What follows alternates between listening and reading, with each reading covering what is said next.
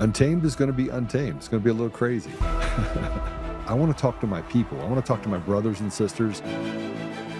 We can have grace and humility in how we interact with other people. Oh, hot dog, look at you. And nobody talked about what's really happening. And let's have conversations about what truth is.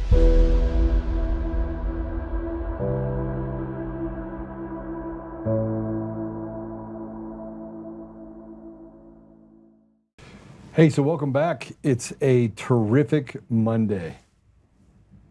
Who am I kidding? Okay, so since I actually got to have a court case this morning, I'll just kind of give you guys an update of it. And we have this special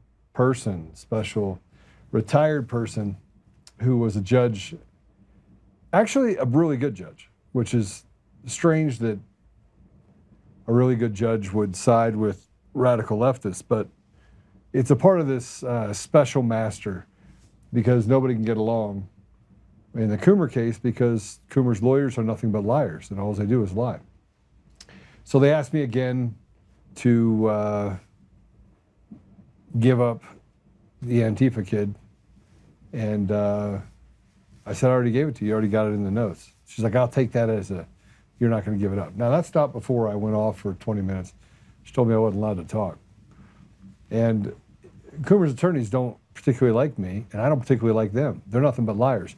They have basically done this defamatory deal against me and lied so much that I've been subjected to, you name it. But when you say it over and over in front of a judge and you lie over and over and over again, it only takes 5 or 6 times. So that's what they've done. That's their mantra, is that they'll continue to lie and hope that the chaos will overcome their client's behavior.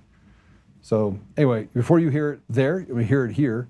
This attorney who does not have the authority to, or this judge does not have the authority to make this ruling, says that they're reenacting a $1,000 sanction a day to give up information related to the Antifa kid. So fun times. We'll see how it ends.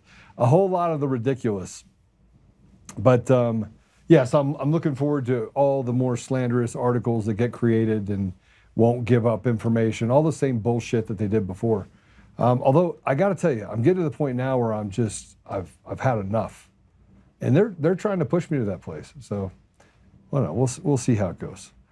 Let's talk about today. Today's a problem. This weekend was a problem. I went elk hunting, and I'm gonna be out of town for a bit, just hanging out, just up in the hills, and I got to get out of here for a bit. And most of what I said this weekend, I put up some posts about how the stars are bright and they're great, and I went up there elk hunting. I just want you to know that no elk were harmed in the anticipation of me going up there elk hunting. They all ran away. It was not a good hunting weekend. Although I had a great time with my buddy. We went up and got to hike 2.5 miles straight up a mountain. That was fun, and get out there in the side by side and just enjoy life a little bit. But the more and more I see what's happening today, the more distressed I am about where we are. We do have a guest today, so we're going to talk through a bunch of this stuff with him. And it's Adam DeRito. I just asked him, I actually asked my assistant, is he spicy DeRito today, or is he super cheesy DeRito today? But let me just tell you a little bit about him. He's a sky soldier, whistleblower. He's expelled from the U.S. Air Force. He's the author of the DeRito Act. He's coming locked and loaded. He's not going to pull any punches against what I will call establishment RINOs, or people that have been around a long time. He can tell the story about the Pentagon that weaponized psych evals against him now protect Colorado's rigged election systems. And Barbara Kirkmeyer wants to be governor in 2026. Adam called her out by name. She's a legacy RINO, been around a long time. Budget committee enabler. She's done zero action on audits on the machines. When GOP leaders abandoned Tina Peters and fund the fraud, the question will be, is it incompetence or is it treason? Now, I'm a firm believer that our entire country is under a state of an insurrection right now, has been for decades, and they basically did it softly by stealing elections across the country. You don't have to like what I say when I'm telling you that we're under siege, that the sedition and treason against our nation was from the inside. And if you remember back when Clinton Curtis was testifying before Congress in 2004, he was asked by Congressman Feely to build the machine that basically could go beyond being detecting any sort of fraud within the system. From 2004 to 2005, Eric Coomer was brought in as the chief architect of Sequoia Voting Systems, owned wholly by Smartmatic, a Venezuelan-funded organization that, by the way, hasn't had free or fair elections anywhere in the world, but somehow runs the elections in centralized California, Los Angeles County, the largest voting district in that state. Sequoia was forced to sell because basically fraud and corruption within the system. That was done in 2009. Now there's a lot to be said because I didn't know all about the history of Eric Coomer until he got on the Antifa call and until I got sent that article that said that Eric was he was the spokesperson, he's the head bottle washer, he's the chief architect, he's everything. I believe, frankly, that Eric Coomer is the linchpin behind everything that happened at Dominion. And I also believe the CIA recruited him. But I'm going to put up this tweet that I did this morning. And I was asked why I keep talking about Eric. They said, well, he just continues to talk about him. Much like a rape victim that is raped, when you have someone that is so just evil. I mean, Church of Satan tattoo on his arm. The Screaming Pope, it's their favorite artist, to running into buildings, to writing about raping his wife, to writing about wanting to kill police officers, hating Trump, posting the Antifa manifesto. I mean, just really running into a building. That was a big one because he just lied, and it was so easy for him. It was as if it was just yesterday. And then he said, I was lying. And I was lying. So I'm lying, but the guy that literally has been a criminal and done criminal acts for 25 years, that guy is now the poster child for elections. And we should let him, in all of his radical nature, run these elections, not just here, but all over but I'm wrong. And he gets to have my family attacked and attack people around me, but I should stay quiet. No, you don't let a rapist run free, and you don't let people who lie with impunity and do the things that they've done in our country. You don't let them just over speak you. No. So in honor of that, I want to put up this tweet. This is a tweet I did this morning because I wanted to remind you guys where we are. Good morning. There's only one problem this country has. We have been captured by fraudulent elections and largely selected representation at every level. I could care less about nearly anything else. Why? Because the charade of safe, free, and secure is bullshit. If you do not fix the elections, you have no country, and this seditious coup we are actively in the middle of will become ink dry, and most of you will die. That is not hyperbole. That is truth. Hand count at the precinct level, paper ballots in person with an ID, clean the voter rolls, only U.S. citizens can vote, and make it a federal holiday. No machines, no mail-in ballots. It's as simple as that. Everything else is a distraction because they are not serious about solving the problem. Thank you for your attention in this matter. And then we have this tweet from Apollo. This is the daily email from Jonathan Jacobs at the U.S. DOJ to several FBI. The daily email from Johnson Jacobs at the U.S. DOJ to several FBI, DOJ agents and Mike Fratera, counsel for Dominion, was sent on the same day that a special meeting was held and the Dominion contract for Mesa was extended. Tina was not going to renew the contract and had been negotiating with ClearBallot. Tina was removed as director of elections about 1 week earlier by Jenna Griswold. Sheila Reiner contracting for Dominion, and Wayne Williams were appointed to take over. These are people that took money from Dominion while they were taking over. So, quid pro quo. Tina was not present at the contract extension, bore her signature stamp for some reason. The only person that could have legally signed was Tina and her deputy clerk, who was put on leave before this meeting. Thus, the contract signed in August of 2024 is likely null and void. At Real Tina Peters needs to be freed immediately. RICO. I believe every bit of that. And then I want to play this. Look, we're not going to stop. I'm not going to stop. I don't actually care if I go broke. I don't care. I could care less. I don't want to live in a world where they can just treat us like slaves. I don't want to live in that world.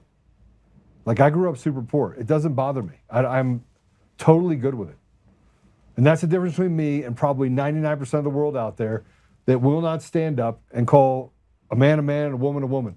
Afraid, deathly afraid to answer simple questions. You want to know why? Because they're afraid of the outcome. They're afraid they might lose their job. They're afraid of they want that bag of shekels.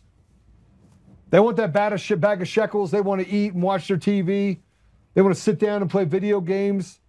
They want to simp a little bit more. Don't want to see the truth. Certainly don't want to talk about it even when they do see it. I'm just not built that way.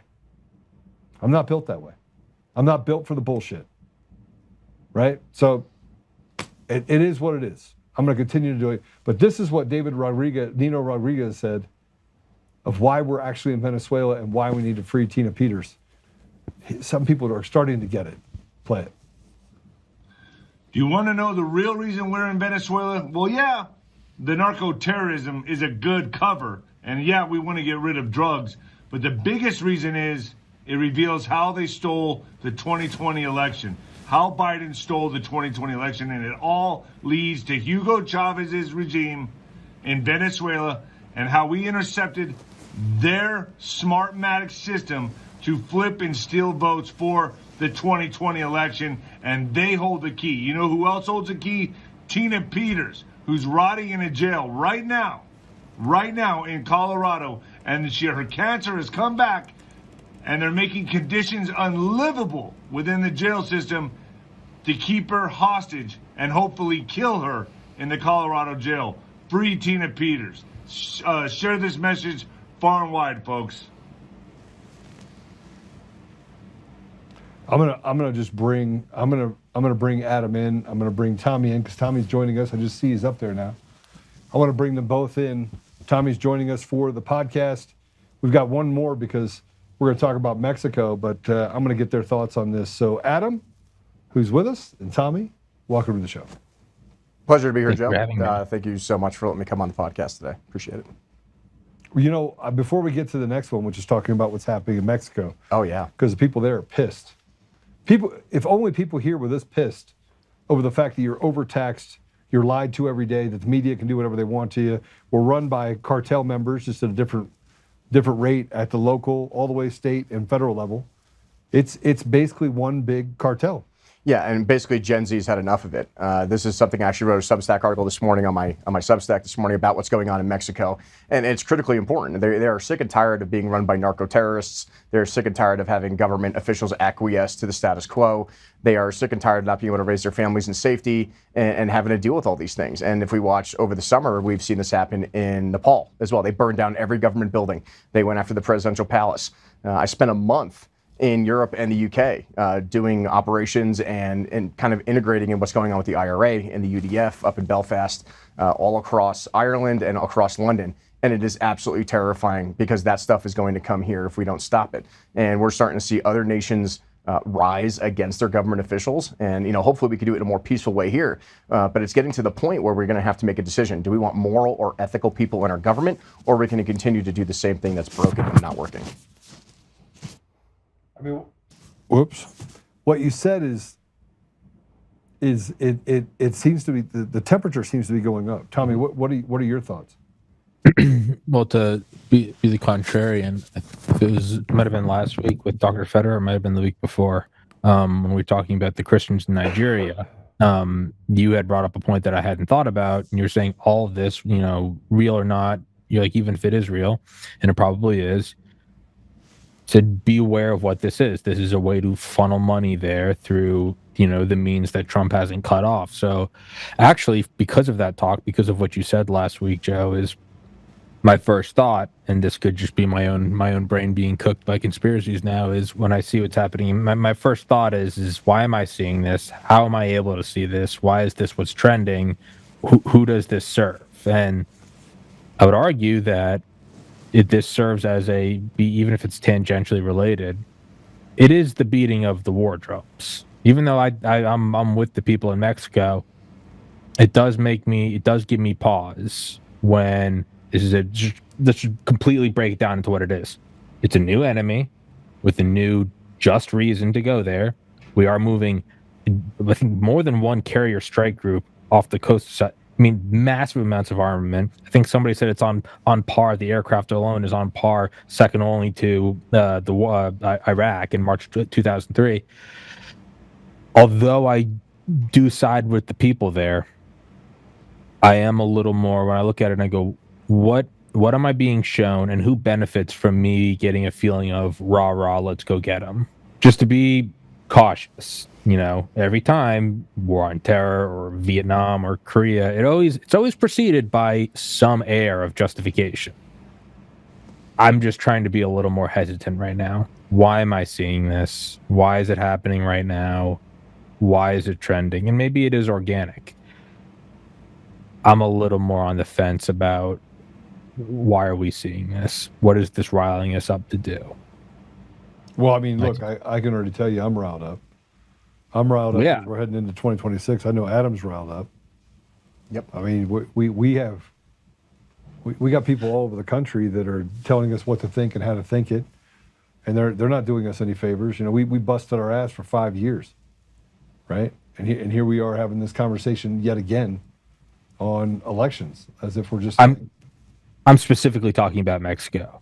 I agree with you that it does need it's coming here. I guess what I'm saying is, what's happened in Mexico is going to. I mean, do you see it coming here? I think it has to come here. Yeah, no, absolutely. I mean, I've talked to so many disenfranchised people in the millennial generation and generations before us, and this is actually why I wanted to come on today. I mean, I've been involved in federal politics for 15 years. You guys can Google me. I'm all over the internet. My claim to fame is I tried to take down the Air Force Academy for covering up rape, sexual assault for over 15 years. And I was retaliated against for working as a confidential informant for the Air Force Department of OSI. While I was a cadet, I was a victim of sexual assault while I was there as well.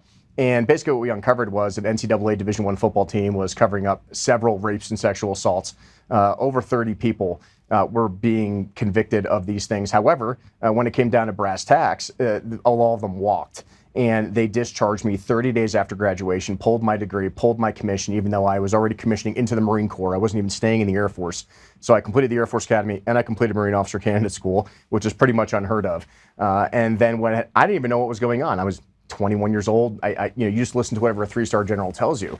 But what we found out was years later, when I tried to get back into the military, because what you're going to go to the Air Force Academy, they charge you $240,000 if you don't complete your 5-year service commitment, right? So I had to find a way to try to pay that back. So that's when I met Governor Hickenlooper, and we tried to get involved in a system where, hey, I'm going to now go from the National Guard side as an enlisted member. At 27 years old, I became an E4. I went into the 19th Special Forces Group as a parachute rigger, and then I went back to serve my time back. Well, we should say that, hey, I deserve all my time back. And that just didn't happen. They didn't count any of my service time, even though I was in Special Forces as a support guy with a security clearance. Come to find out in 2017, and I didn't even know this, the Air Force went back into my medical records and changed my mental health records to say that I was crazy. So that way, all those kids that were going through court-martial around 2011, 2012, none of the evidence that we collected could be used against them. And they got away with it. And those members are still possibly serving in the Air Force today, right? And we just found this is a massive injustice. And then I found out it wasn't just me. I found out that most kids who were reporting rape and sexual assault at Federal Service Academy were now being retaliated against by having their mental health records changed. And what are you going to do about it? I spent over $250,000 of my own money dragging them all the way through federal court, all these systems to try to get it corrected. Come to find out, we made it all the way to the 10th District Court of Appeals, the highest level underneath the Supreme Court. And they came back and said, you're right, Mr. DeRito, your constitutional rights were violated. But under Parker versus Levy, the military is a separate society and should be treated as such, and therefore we cannot tell the military what to do. So the military has basically become the fourth branch of government, and this rolled right into the COVID stuff, because no matter what you do, even going to the Secretary of Defense, the President of the United States, the Air Force Board of Corrections and Military Records, doing all the right moral and ethical administrative appeals, they still won't change the law. So I decided I had to get involved. I had to go to my legislatures, and that's when I started writing legislation, the DeRito Act, the Military Mental Health Justice and Protection Act, because there's nothing in the NDAA and the Uniform Code of Military Justice that states it is illegal for any commander to use a command-directed evaluation to modify or falsify a member's mental health records in retaliation for reporting sexual assault, harassment, or misconduct. We would think that's a pretty bipartisan issue. Why wouldn't Doug Lamborn? Why wouldn't Ken Buck? Why wouldn't Lauren Boebert? Why wouldn't Joe Nagise? Any of these politicians in the state of Colorado be willing to sign up to advocate for military service members, especially at our own Air Force Academy here in the state of Colorado? And come to find out, it's all a pay-to-play system. The Air Force Academy Athletic Corporation, which is a 501c3 down there, and the Board of Visitors, which Michael Bennett sits on, they're all getting back paid through these channels, through campaign donations, and no one's going to go against the second largest revenue generator in the state of Colorado next to skiing, which is the Air Force Academy. So I had to go back to D.C. I went on a combat deployment. I came back as an intelligence analyst in the 19th Special Forces Group with the HIMARS unit down in Pueblo. And I said, all right, I got my street cred, I got my combat time. I mean, who's going to not agree with me that this is the right moral, ethical thing to do? And I started walking the halls of Congress. Lauren Boebert took pictures with me. Oh, we're going to support the DeRito Act. We're going to do all these things. Nothing happens. Not a single person in this entire state, Democrat or Republican, would sign on to those initiatives. And you have to ask yourself, exactly, you have to ask yourself, why? So, as you know, they're like, hey, you know what, DeRito, you've been doing federal politics for 15 years. Why don't you get involved in the local side? What's the worst that could happen? Well, I didn't realize that local politics are probably worse than anything I've ever experienced on the federal side. And I started showing up to my local meetings. I met all these local politicians in Weld County. That's where I live. I've worked oil and gas for over a decade. I've worked for every major company in our state. And now when I'm seeing 150,000 jobs get lost, millions in tax severance being lost because Baker Hughes is moving out, Noble Energy's selling off, Anadarko's leaving, and the only guys operating left are Liberty and Halliburton pretty much now. We went from operating dozens of rigs down to basically less than 10. And that was all during COVID, so people attributed it to COVID. And I started learning who all the players were. You know, I found out who Lori Sane was and Barb Kirkmeyer and all these other people. And then I come to find out that, Commissioner Sane at the time was for an open drilling policy. You know, we should drill anywhere we punch a hole. That makes sense. Yeah. Why would we not want to do that? And then I like Sane. I hope she's not. Hope she's not on the list. Yeah, no. And then I'm like, okay, so who's Lori Sane? I go and meet Lori Sane. We have coffee, we talk, and I meet Perry Buck, and she's the commissioner at large, and she's Ken Buck's ex-wife. So Ken didn't do anything for me, so Perry Buck seemed pretty admissible to trying to get things done. I kind of introduced who I am, like, who is this guy from D.C. who just starts jumping into commissioner meetings? I'm like, well, I'm not a hostile adversary. I'm just an intelligence guy, and I'm just trying to get to know who everybody is and who's at play here. And you think this largely red district who's all pro oil and gas and pro farming and ranching, but then you've come to find out it's anything but that. And then I find out who all these other players are. And I start asking questions. I go to the state capitol and I state, well, why aren't we supporting, oil and gas operations? Why are we not passing more bills? Why are we not approving more drilling permits? And why is the guy in charge of approving drilling permits never worked in oil and gas before? That doesn't make any sense. And then I come to find out, well, who's backing his campaign? Well, who's the registered agent? And then they all backtrace to one single person. It's Marge Klein. Why is Marge Klein in charge of all of these specific elected officials? Why are they funneling money from this one donor, Steve Wells up here, into all these campaigns? That doesn't make any sense. So it's a RICO thing everywhere. Yeah, pretty much. And the worst part is it gets worse than that. Because keep in mind, I don't talk to really anybody. I just kind of keep to myself and figure out who everybody is. And I'm like, you know what? I started realizing that the only way we can make a change is for us to get involved. So I try to become a PCP. Denied. Try to run for the Weld County. What do you mean denied? How are you denied? Oh, sorry, those positions are filled, and we have no other positions for you to fill, so you can't do these things. Okay, that sounds fine. What about all these open? But let's go find some other PCPs, right? Because these are the people. Like we talk about election integrity, and that's super important. Yeah. But the Dominion machine doesn't matter if we never have a chance to put moral and ethical people on the ballot in the first place. Well, yeah. I mean, look, they control it. This is why they wanted to get rid of the caucus. That's why those RINOs were Exactly. Pushing it for Yep. that specifically. But What does PCP mean, other than primary care provider? I put my ears. No, what, Adam? What does PCP mean? precinct chair. Precinct committee person, right? So, and the problem, and this is like actually, this goes back to Mexico and everything else, right? That's why Gen Z is getting so pissed off, is because we have no control over who's even printed on the ballot, right? And this is the election corruption that's going on in Colorado that I have come to speak out against, is that it sounds great. Let's get rid of the Dominion voting machines. Yeah, that's sure. Let's free Tina Peters, 100%. But if we can't even have a chance of putting ourselves on the ballot in the first place because it's controlled by 10 to 20 people in the state of who even gets those seats, then what's the point? And I experienced this myself. Like, as for fun, I did an experiment. I ran for Weld County vice chair just to see what would happen. What happened? They walked around, Barb Kirkmeyer and Congressman Lauren Boebert, and they handed out pre-filled election pieces of paper and said, this is who you're going to vote for. You're not voting for him. So if you want to talk about election integrity, let's talk about blatant corruption out in the open. And not only that happened in Weld County. Why would Kirkmeyer do that? Why would Lauren Boebert do that? Well, why are they in other counties that they don't even represent either? So you go look at Pueblo County. Well, are you saying Lauren Boebert likes Kirkmeyer? Yeah, absolutely. Because here's the problem. Where do they get all the donations from? Steve Wells, up north, right? A lot of money gets funneled from these guys into these campaigns. And, like I said, Lauren and I had a great relationship for a long time. But when you're not going to pass common sense military justice and protection for our service members, and I have Air Force Academy cadets literally as of 2 weeks ago committing suicide, and their parents calling me, asking me, when are we going to get these changes? And it's not happening. You're going to have to aggressively start and say, we have to change the system. And it's nothing against them. I understand how politicians work in D.C. At the end of the day, it's dollars and cents, and you need that donor money. And the worst part about most people in the state of Colorado is they won't even donate $5. They'll show up to a Trump rally. They'll show up to a Charlie Kirk truck rally down I-25. But when it comes to actually donating or showing up to events or door knocking, a lot of people aren't doing it. And most millennials, I don't have time to go to a 6:30 a.m. pancake breakfast on a Wednesday. I have to go to work. Right? And they schedule all these meetings where all these decisions are being made during all of these things where we can't show up. So how can we possibly participate in our own constitutional republic if we're not even given the chance? And then, like I said, they're preventing us from becoming positioned. But the exception to that is, there's some other people like in Weld County, like Hunter Rivera. If he was put in as the Weld County chairman, why? Well, he worked for Kirkmeyer for several years. So he's going to do exactly as he says. And I've tried to talk to him about it. Like, hey, man, maybe you should take a step back and consider, our generation matters. And if you keep doing exactly what the people who have been in power for 30 years are controlling the entire party, we're never going to have a chance. And they're probably going to oust me from the Weld County SEC committee after this podcast, which is fine. I don't care. Yeah, I don't think they will.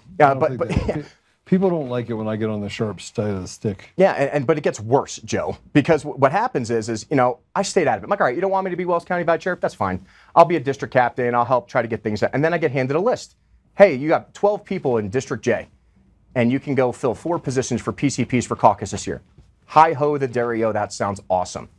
And then I find out that there's hundreds of people on that list, and they didn't give me that list on purpose because they don't want me to fill those positions because they have all the votes whipped to ensure that their people are put on the ballot and not anyone else outside the system.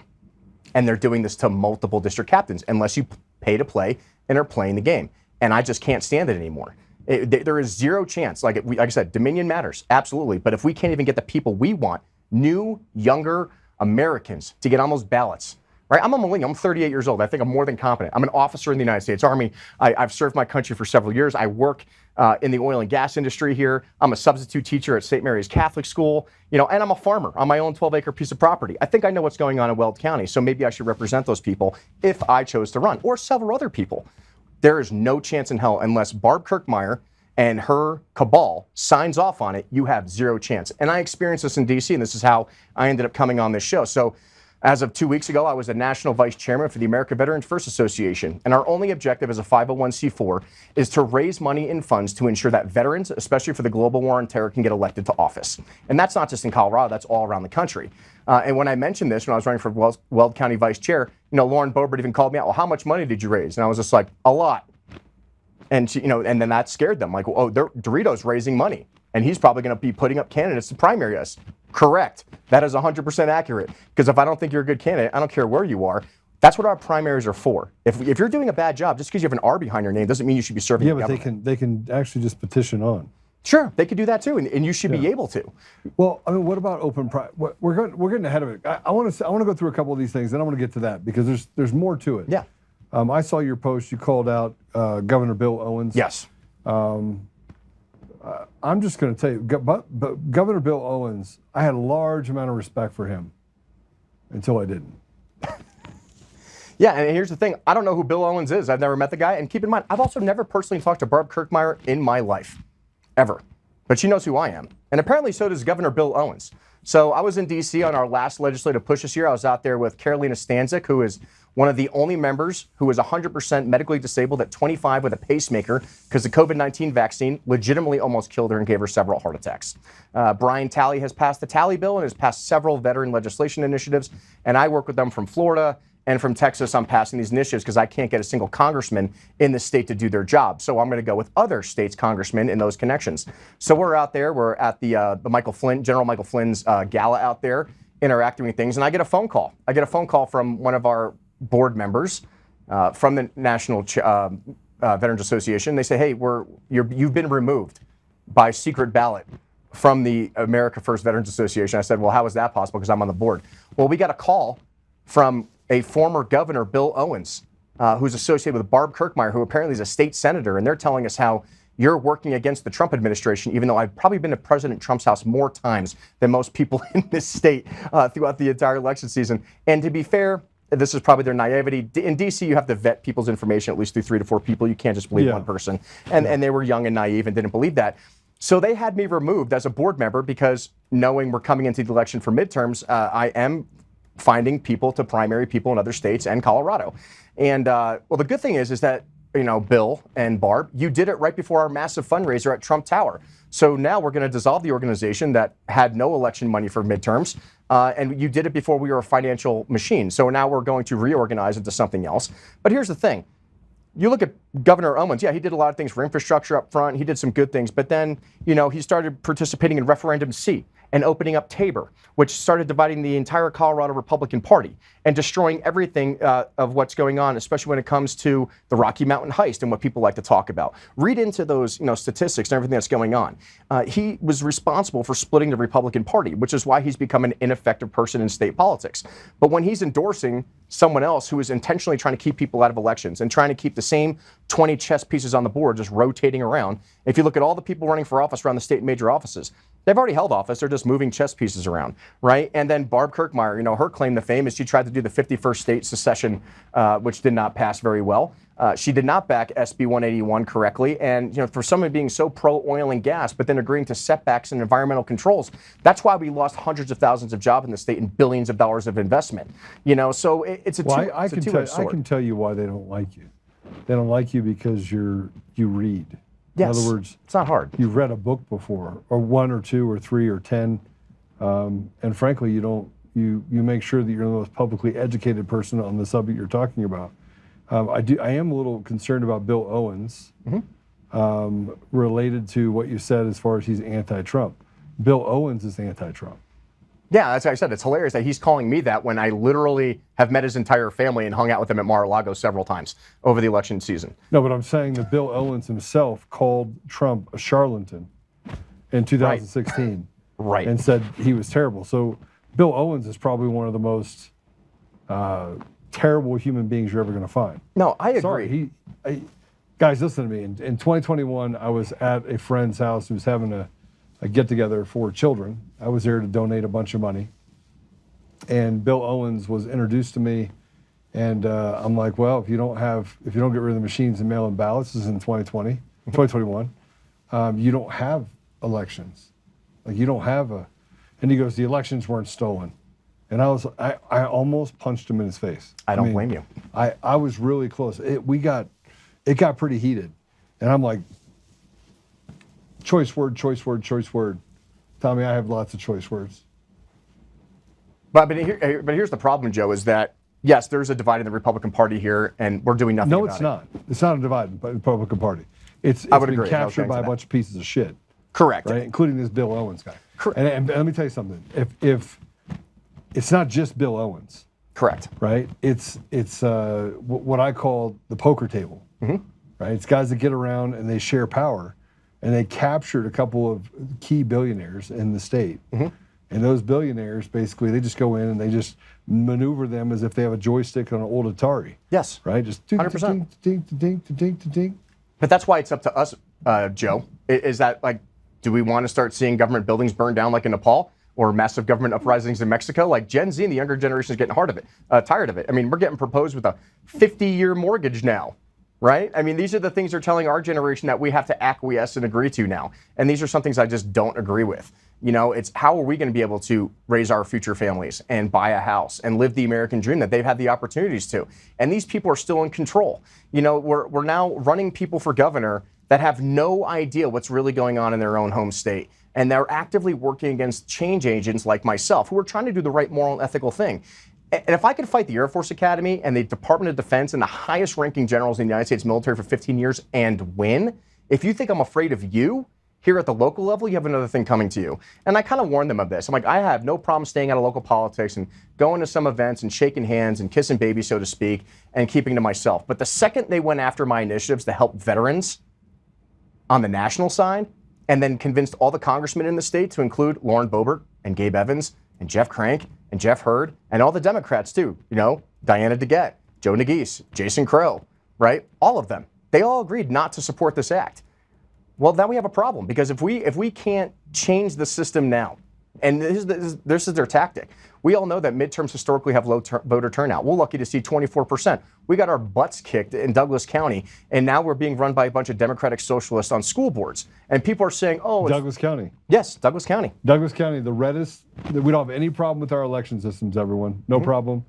The reddest county in all of Colorado is now got a radical school board to match the radical school agenda inside the schools, which, by the way, has not changed.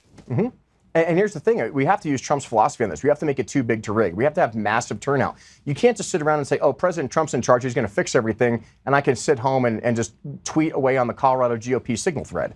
You know, that's not how it works. We have such low voter turnout, and we are disenfranchising the young people. It is also your fault.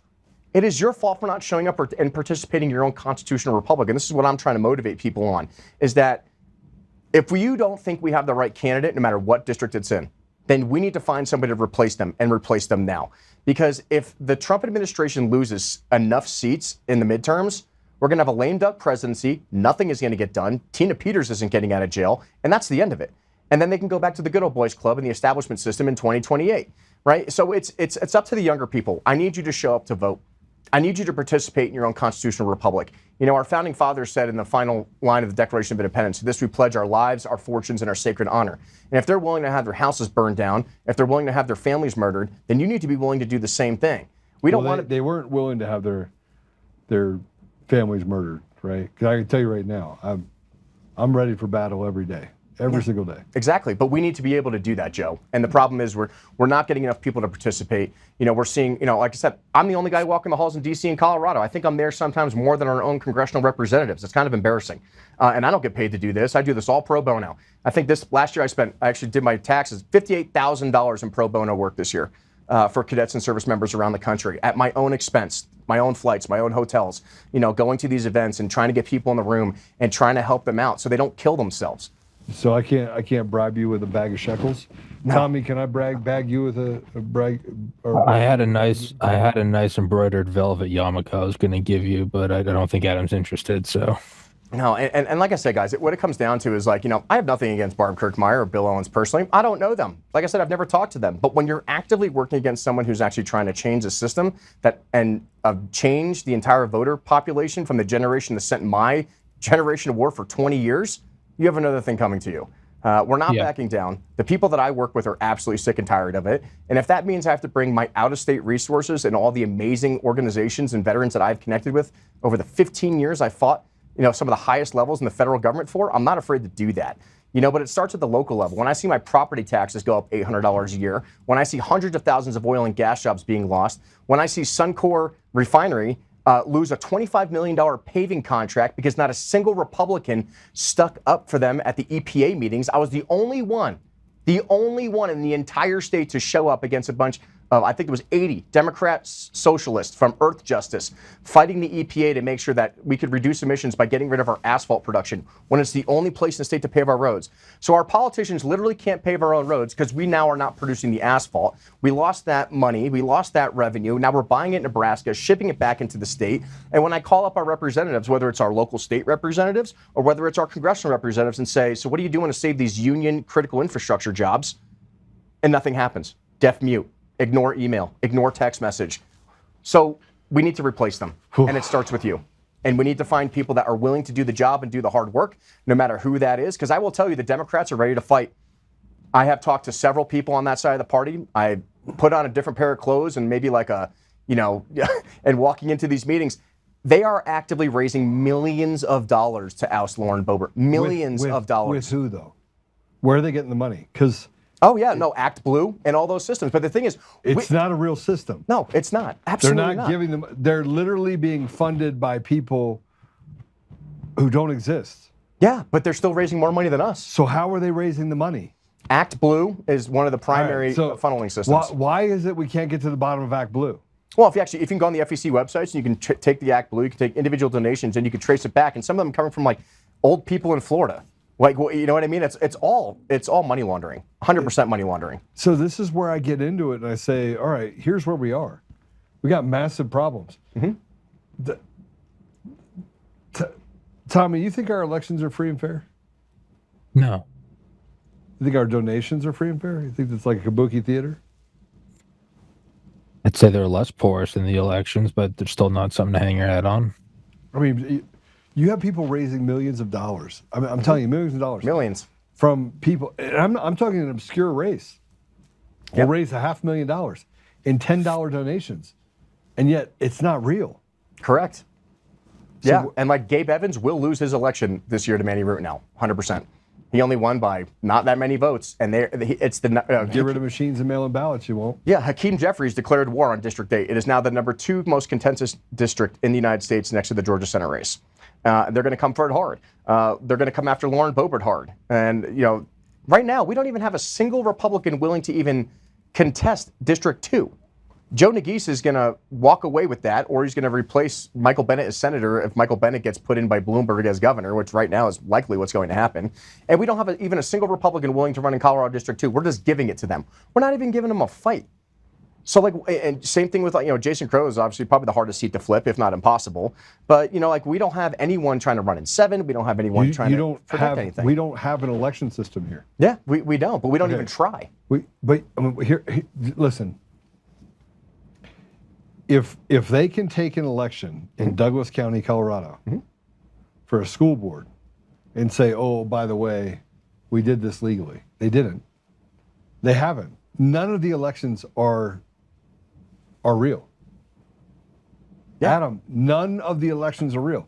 You cannot outvote the machines. Every time somebody tells me that I got to vote harder, I'm thinking to myself, you got to be kidding me.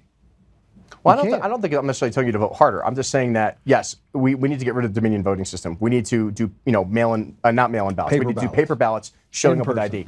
100%. But at a minimum, we also can't be idle bystanders. So why not get 100,000 people to go in and just flip tables? I love that. I mean, that's what Jesus did. Everyone thinks that Jesus was a peaceful person, but he went in there. No, he was not a pacifist. That's a misconception. And as an unapologetic Catholic, I will tell you, we need to bring back the leather whips and the flipping of tables instantaneously. It's unquestionable, right? We need to do these things. There is no more acquiescing to the machine. We have to change the system. We have to demand change. And we can't just sit around and let us lose the midterms and let us get cleared house here. And just say, oh, well, we tried. Well, you didn't try. You didn't try hard enough. If you guys put in half the effort that you do on these Facebook groups and these signal threads into actually participating in what your local stuff is and forcing your elected officials to demand that we have in-person voting with paper ballots, then maybe we might see some change. But you can't do it by sitting idly by and being a keyboard warrior all the time. All right, let me show you what it's coming to. Let me show you what's coming to, because I want to get to Mexico, and then Tommy, I want your thoughts on this. Play cut 4.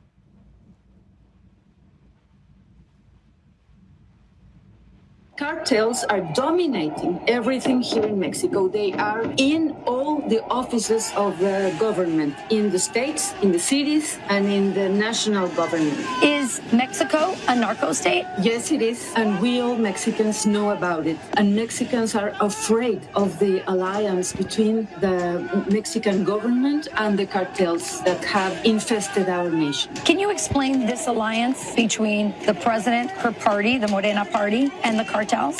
The cartels have given so much money to these politicians, narco politicians of Morena, to get into office, to get the power. So the Mexican government protects the cartels. That is why President Sheinbaum doesn't want the strong American leadership to help Mexico defeat the cartels. And also Sheinbaum doesn't want the rest of the world to know what is happening here in Mexico. We are on the steps to be the next Venezuela. She is aligned with Venezuela's dictator, with Cuba, and we are losing our country. They have destroyed our Republican institutions, the democratic state. I think we all Mexicans want and welcome the support of the United States to assist Mexican people against the cartels that have us all in this crisis with the traffic in fentanyl and migrants. And they say, well, we just turned over 26 cartel members. We're sharing intelligence. What are they not doing? Because she really doesn't want the help of the United States.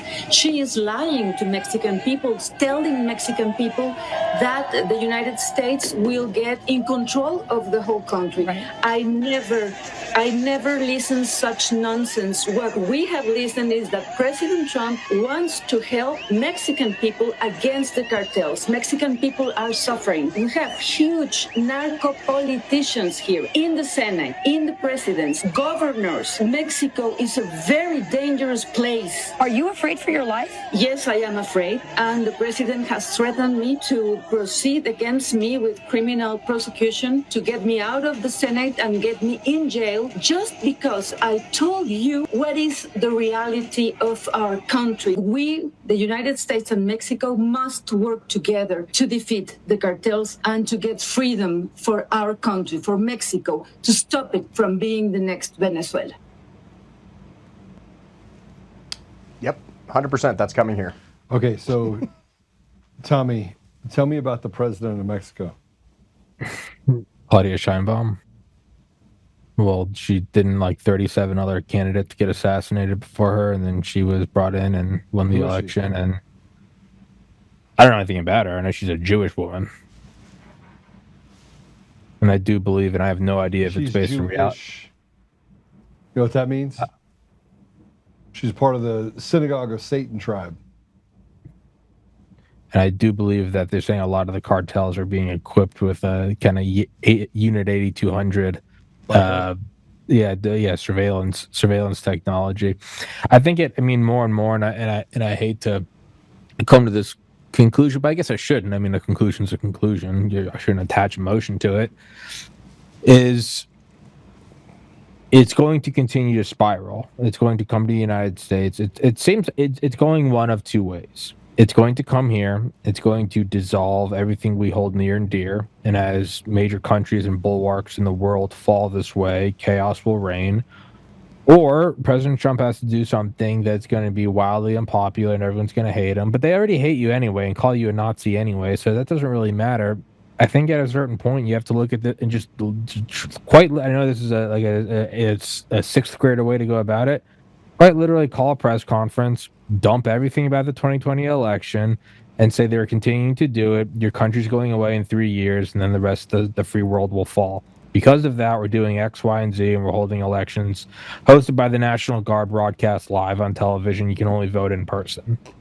We're at a certain point where it's like when you have a friend that's drinking too much, and you're kind of like, hey, man, you're going to die. And I love your mom, and I don't want to go to your funeral. So I'd love to help you. And if you don't want help, I don't know what else to do. It's just kind of where it is. I think it's a miracle that Trump got in. I couldn't pass a lie detecting test and say, I don't think that will happen. I think there's going to be two drastic things. We're either going to kick the can down the road until it drastically comes to our front door, or the president is going to have to act in a way that's going to be screamed about hysterically that he's a Nazi. I don't really see a middle way, and I don't like that. if I had to put all my money on it, I don't see it being one of the two ways. I hope the good Lord can show me a miracle and prove my my faithless idiot but wrong. But I just don't see it, which I hate because I'm 35 and I'd like to live a long life and have a family. And I don't think it's going to happen, bro. I think what's in the cards is we're going to go to war. But let me just and I'm sorry, but that's just the way it is. No, I don't. It's buy no guns, fun, yeah. buy ammo, buy gold and silver. Yeah. But here's the deal, though. There's only about 50,000 Jews in all of Mexico. Mexico has been under siege and held hostage by a narco state for 5 decades. They're a predominantly Christian Catholic yep. community, right? By the way, I was going to show you this. See? Got mine on too. Okay, just check it, make sure you're good. All three of us. There's some holy water on him. See if he sizzles. You got 132 million people in Mexico. 50,000 are Jewish. And this is the president of Mexico. After 37 everybody wants to get assassinations. pissed off. Everyone's get pissed off at Tucker Carlson and everyone else calling him out. It's true. And Every by the time way, I'm going to separate Jewish from Jew. You have a person that is literally running cartels from the highest office in Mexico. And the people are like, you know what? Piss off. Duck off. Yeah, the people have had enough of it. Like I said, look what they're doing. You just saw the video of it. Like, this is, you import the third world, you're going to get the third world. And that stuff's going to start coming here way faster than people think. All right, check this out. This is insane. Go ahead and play it. I was going to say, I think the best way to examine these things is sometimes people will take any article or any people and they'll just replace Jewish with Irish.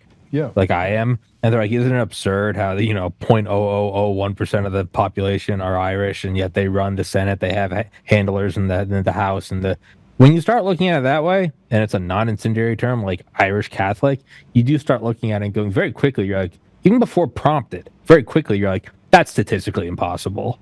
Very quickly. And it's 100%. That seems to be the X variable that's coming in is more and more people pointing that out. All right, go ahead, point this out. Play cut 5. Regresar a la guerra contra el narco no es opción. Narco is not an option. No es opción. It is not an option. Primero, porque First, está because fuera it is del marco de la outside ley. the framework of Todos the law. estos de la derecha que se All llenan these la of the boca right wing that de fill la the o mouths las of the word palabras rule of Estado law de Derecho y defienden and defend the la war guerra against contra the el narco. Pues la guerra contra el narco está The war fuera de against la the ley. narco is outside Porque como lo the law dije o lo he because, as I dicho said or have en varias said, on ocasiones, several occasions, it is es permiso para permission matar, to kill sin without ningún any juicio. trial. Y eso en México And then in nadie Mexico, o muy poquitos están nobody de or acuerdo. very few are in agreement. Está fuera del marco de la ley. Y segundo, no sirvió de nada más que para aumentar los homicidios en México y el nivel de violencia. And the level of violence, Entonces, estos llamados They are called autoritarios, porque authoritarian. son autoritarios, because they are es ir authoritarian, hacia el fascismo. is going towards fascism. Oh boy, here we go. That's the whole person that, by the way, wants to transgenderize Mexicans now. Yeah, good luck. And probably don't understand, I've spent plenty of time in third world countries. I spent a lot of my time doing that. Like, I've been to Nepal, I've been to Peru, I've been to all over Mexico and everything else. And a lot of these people, are really poor and they just want to raise their families in peace. And like I said, we're seeing Life, liberty, pursuit of happiness, brother. That's all. you are seeing the limits of these people. And, as a civil affairs guy, one of the things we always say, the 3 easiest ways to collapse a society is take away your food, your water, and your electricity. And when you start affecting those things in those populations, that's when people are going to uprise. And they're starting to see these narco states, terrorists basically, are causing a lot of these communities to become insular. And then you have a lot of drug running and a lot of drug trafficking and everything else. And these communities have become almost self-reliant, because they can't depend on the government to defend them anymore, because the government is allowing these people to exist. And, I pray and hope that that doesn't happen to the United States, but you're seeing, a lot of people are being forced to rely on their neighbors and rely on things because they can't depend on the government to defend them, to protect their gun rights. If our own state legislators aren't even willing to stand up to protect our own constitutional rights, then we are the only ones left that are going to be able to do that. True story. It's funny you brought up Mexico, third world countries, your military. I want to show you something. There's a guy here in Colorado. His name is Jose Barco. Yeah. He's a Purple Heart recipient. Yep. And he was deported. Yep. Wrote a whole article on. Hold on. Before you do it. Yep. I want everybody to know that he's a Purple Heart recipient. He served in the military. Play it. An Army veteran who's been in federal immigration custody for nearly 11 months today was deported. Now, for months, Denver 7 has been closely following the case of Jose Barco. I'm glad you're with us to wrap up this week. I'm Shannon Ogden. Now, Immigration and Customs Enforcement telling Denver 7 today that Barco was removed from the U.S. and sent to Mexico.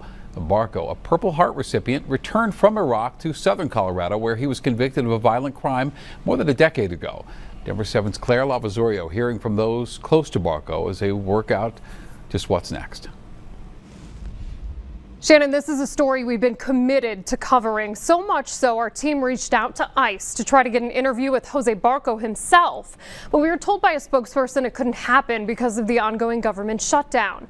Now, Barco's supervising officer in the Army says his application for U.S. citizenship should have been approved by the end of 2006. But at some point, the packet was lost. Now he's been deported nearly 20 years later.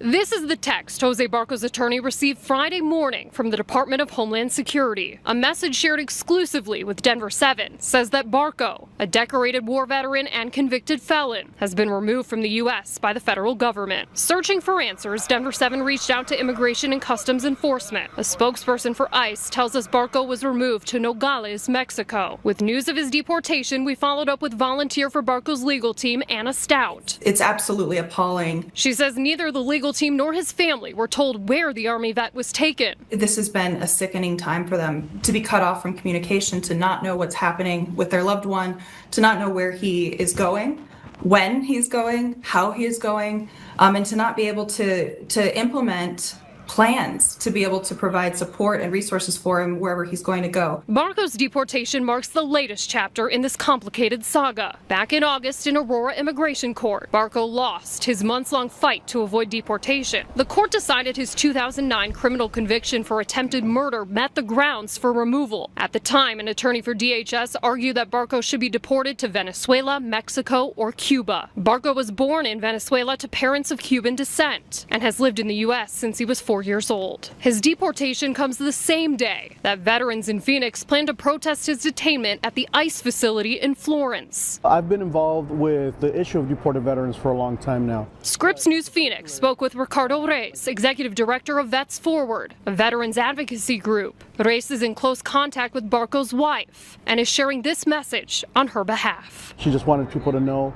that, that Jose Barco is sorry for what he did, but he does not deserve to pay for that for the rest of his life. Those working on Barco's team say the next days come with uncertainty. We don't know how long it will be before Jose is given access to communication to be able to reach out to his team or to his family, and for us to be able to initiate whatever contingency plan needs to be initiated to try to support him. Barco's deportation comes as the Trump administration is committed to ramping up its operations to deport convicted felons living in the country illegally. We'll keep tabs on this case and bring you updates as soon as we get them. In the studio, Claire Lavazorio, Denver 7.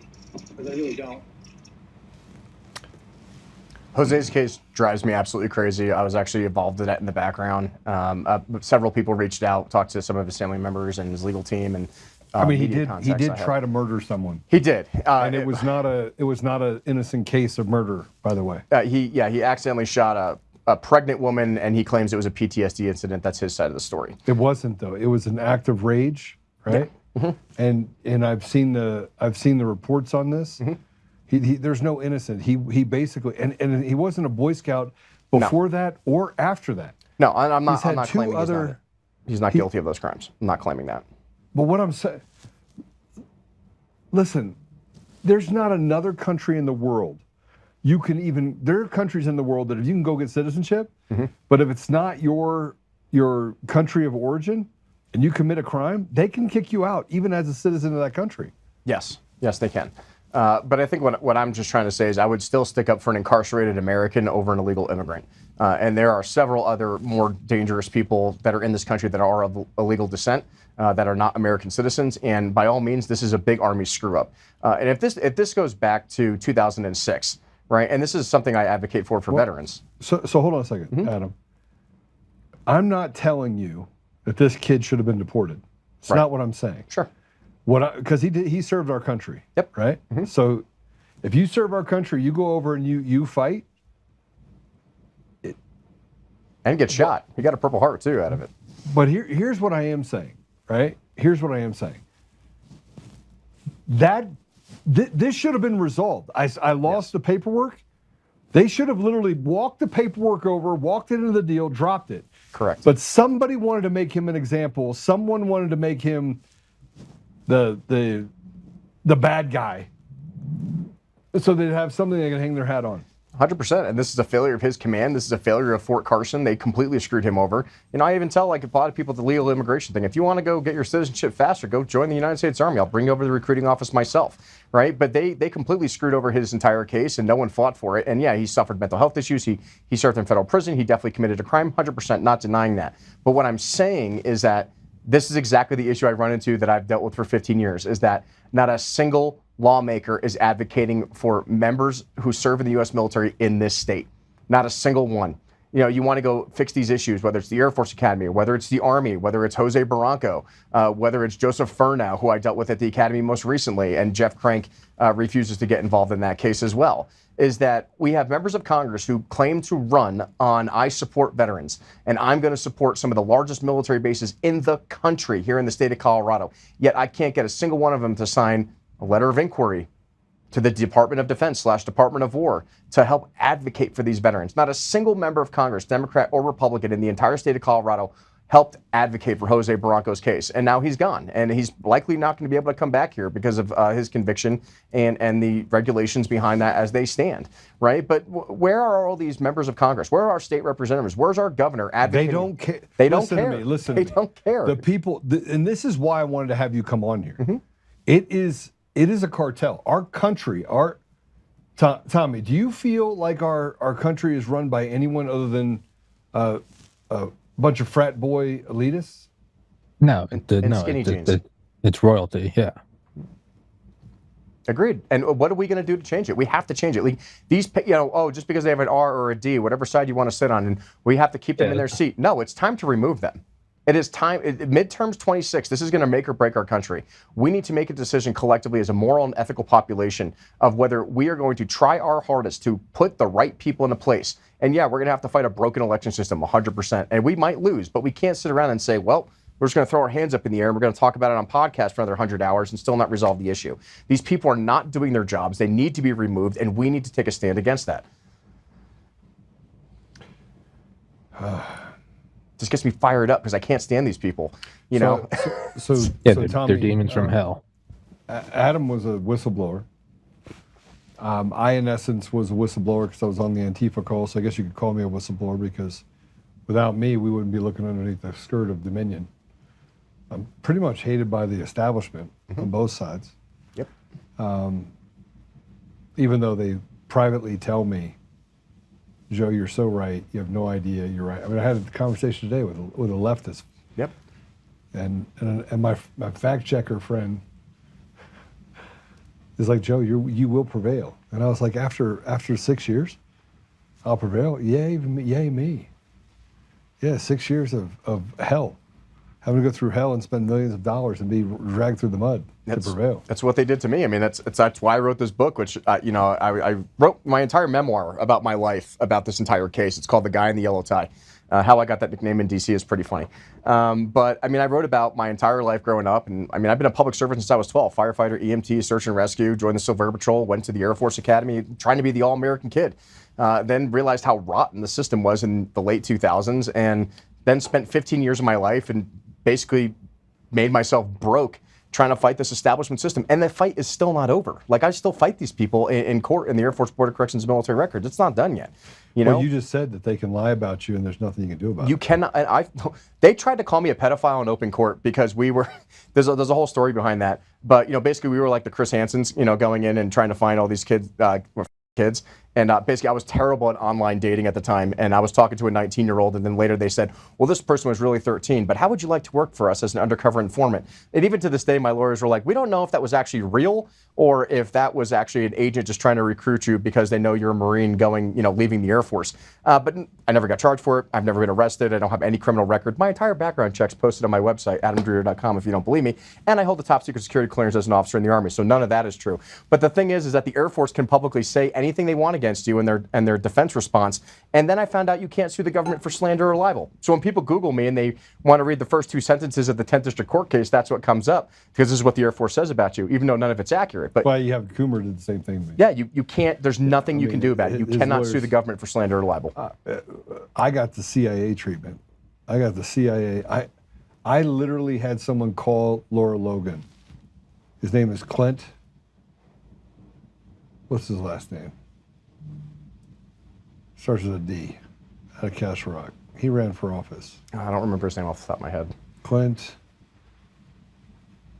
Anyway, he called Laura Logan because I mentioned her on the show and said, Joe's a really bad guy. And then I had Mermaid, who told my assistant that I don't have any credibility. Mm-hmm. I don't know if anyone else that has done the things that I've done. No. I don't know many. It's one of the reasons I like you, Joe, is because oh man, this guy deals with the same shit I do, just at a little bit of a higher level. I mean, they have tried to ruin my character, assassinate me for over a decade. And then I find out that the same people in our political system in this state try to do the same thing. Why? Because we're the ones out there making change. We're poking the bear. We're trying to actually get justice, not only for survivors and victims of the system, but also to try to fix the system. And is it going to be a long slug out fight? Absolutely correct. But like I said, when I walk the halls of DC, I'm there alone. All these people are a lot of talk. All these people say they want to do this and X, Y, Z, but I'm the only one I see in DC doing the work. You're the only one here on this podcast actually challenging the narratives and having the hard conversations. Do that with you. I should go to DC with you. You should go to DC. It's actually a lot of fun. Yeah, I was supposed to go last week. I just got caught up in work in my yeah. No, I'd love to bring you with all the work I do with Brian and introduce you to my circle because, as I learned, I don't reveal who my contacts are. I've met with some pretty high-level people, but I don't post everything on the internet for a reason because I respect my relationships with those people in the administration. But I'm getting sued with Trump, so I decided that I just would not even entertain. I mean, I felt bad that he was getting sued. Yeah. With me, but I But the thing is, Joe, we have to do something to initiate change. We could talk about this for hours, and it's great. It's awesome. People are going to pay attention to it, but I need the rest of you to start showing up to meetings. I need the rest of you to start learning how to tailor suits and having rational conversations, because if I hear, I'm sorry, but most of the state central committee needs to be replaced because they're the ones in charge of electing, our current leadership and everything else, and it's just like an endless pit. 300, where this is Sparta and we're just kicking everything down a pit that doesn't end. So, what do you think, Tommy? Way quiet for Tommy. Tommy, this is like Tommy, subdued. I'm trying. Like somebody. I'm trying to. No. I'm trying to observe. No, I'm trying to observe. I mean, so if we're talking about the rot all the way through, and everyone's in agreement that the rot is so pervasive and it's reached so far down. The unfortunate conclusions are that it's not going to be fixed without radical surgery. And I don't think, and I'm looking at it at a point where it's going to be something beyond the pale. It's going to be Trump saying, I'm sending in the National Guard to do X, Y, and Z. That's a shitty outcome to think about. That's not a fun bridge to cross. But just the more you look at it, and Joe, I think you said last week, being about a systems engineer, you're they're just changing names of things. Nothing is changing. You have to start looking at it and going, well, what is realistically going to happen? Because you have to understand that the idea that, well, if eventually a civil war and discourse and unrest will hit here, the people that benefit from that are also the state. So although they would rather quietly boil the frog, if they have to go the civil unrest route, they will, because they'll just be able to roll out a state of emergency. So even that is not in their favor. So the two forks in the road, either we do nothing and it collapses, or we do something. Those both favor the state. It's an unfortunate alignment of planets, but I think it's going to come down to Trump being in his second term, his 80s. He's a billionaire. I mean, what do you have left but legacy and honestly vengeance? I think he has to do that. I think you have to do something radical from within the state power. It's not a fun conclusion to be at. And I've been doing this show for 6 years, almost 2,000 episodes. Like, I don't like spiraling down to it's all good, because I don't have any experience. All the Delta Force guys I interviewed, they're all going to kill everyone and take everything. I'm going to get shot on the first day. This isn't me calling for it. I just don't see. I don't see how it's not going to correct itself unless Trump does something drastic. I think he has to do something, and they're going to hate you and call you a Nazi fascist. They were going to do that anyway. Well, I mean, let's be honest, Tommy, though. The only way that he's going to be able to do the things that you're saying, like these radical changes we need in this country, is if he maintains the ability to maintain the votes in Congress. And that's what I'm saying. He has to hit midterms. No, he has to hit a point. He has to hit a point of, the presidential, presidential executive administrative measures, or the PEDS, or whatever, or like it's at a point where it's going to be like, no, it's going to be like a sweeping power thing. I don't. If I'm looking at it like a video game, like I don't know how else you go about it other than be like, okay, I'm going to do. Listen, I'm going to tell you what he's going to have to do. He's going to have to declare it an insurrection, because we're actually. That's what I mean. That's what I mean. Something that's going to blow the news out, and just do it. You're going to have to pull the needle, the splinter out. Well, it's going to be really bad. It's going to be genocide if that doesn't happen. Well, people always like to say, "Oh my God, they're setting up the National Guard." Look, I will tell you, as a guy who's in the National Guard, who was deployed. Send in Delta Force. I don't care. Send in whoever. Yeah, we call him CAG. Yeah. But the thing is like, look, they called us up for civil unrest. Like, I got deployed to January 6th. They loaded us up with like 15 rounds. How was that January 6th? Yeah. Yeah, they loaded us up with 15 rounds of ammunition, which I told all my guys to duct tape their mags. Don't even think about it.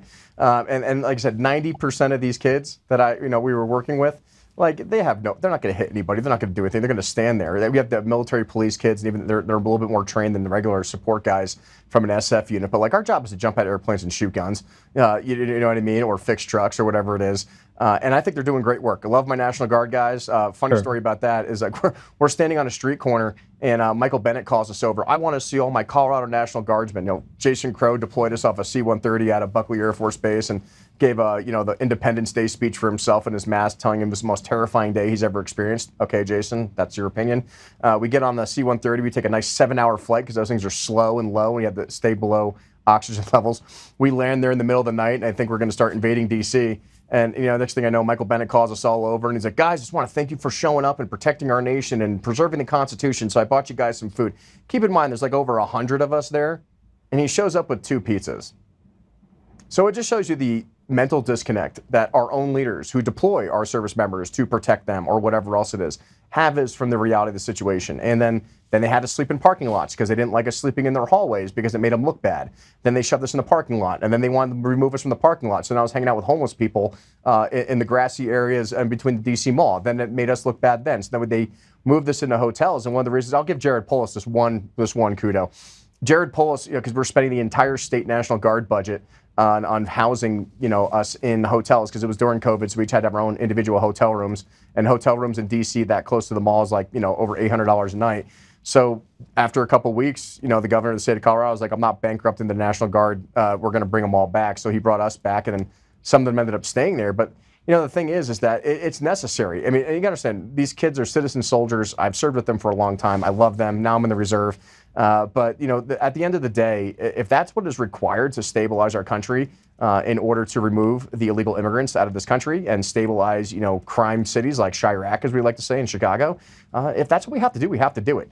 We have to preserve what this country stands for. And we just need to let everyday Americans be able to take their kids to soccer practice, go to work in peace every day, and make sure the lights stay on. And right now, we're dividing each other over all of these things, and we're not doing anything about it. We all like to talk about it, but unless we're actually going to actually do that, we have to make sure we have the right representatives in every state that are going to support the President of the United States initiatives in order to do these things. Because if we don't, we're going to go into a lame duck presidency for the last 2 years, where we're going to waste our time on impeachment processes and nothing's going to get passed, and we're just going to repeat the same cycle. And I think people like you and I are just sick and tired of it. Yeah. So I'm going to take a left turn here. We're going to take a commercial break. I'm just going to take a 1-minute commercial break, because I want to make sure that Adam and Tommy are okay with what I'm about to do. because I'm about to, Bill Owens' the problem. Kirkmeyer is a Democrat in Prada, right? Wrapped in bacon. Unfortunately. We have lots of those, by the way, in this state. Lots. I mean, you got what's the clown down in Colorado Springs? Him and his wife. They call her Liberty something, or Todd Watkins, the Watkins crew. Yeah. She was a registered Democrat. Yeah, Todd Watkins called the police on me for showing up to a meeting. I don't even know who Todd Watkins is, but I had the sheriff's department approach me. He's a trash heap. Yeah, that's what he did, though. He's a leftist piece of trash who said that I threatened his family. Just so you know, I don't threaten people's family. If you attack my family, then we can talk. But I don't. You won't see me coming. All right, we're gonna take a commercial break. When we come back, I'm gonna talk to you about Steve Bannon. We'll be right back.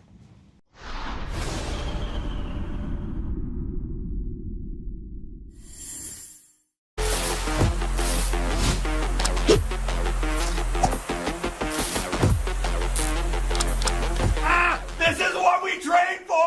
This is what we trained for!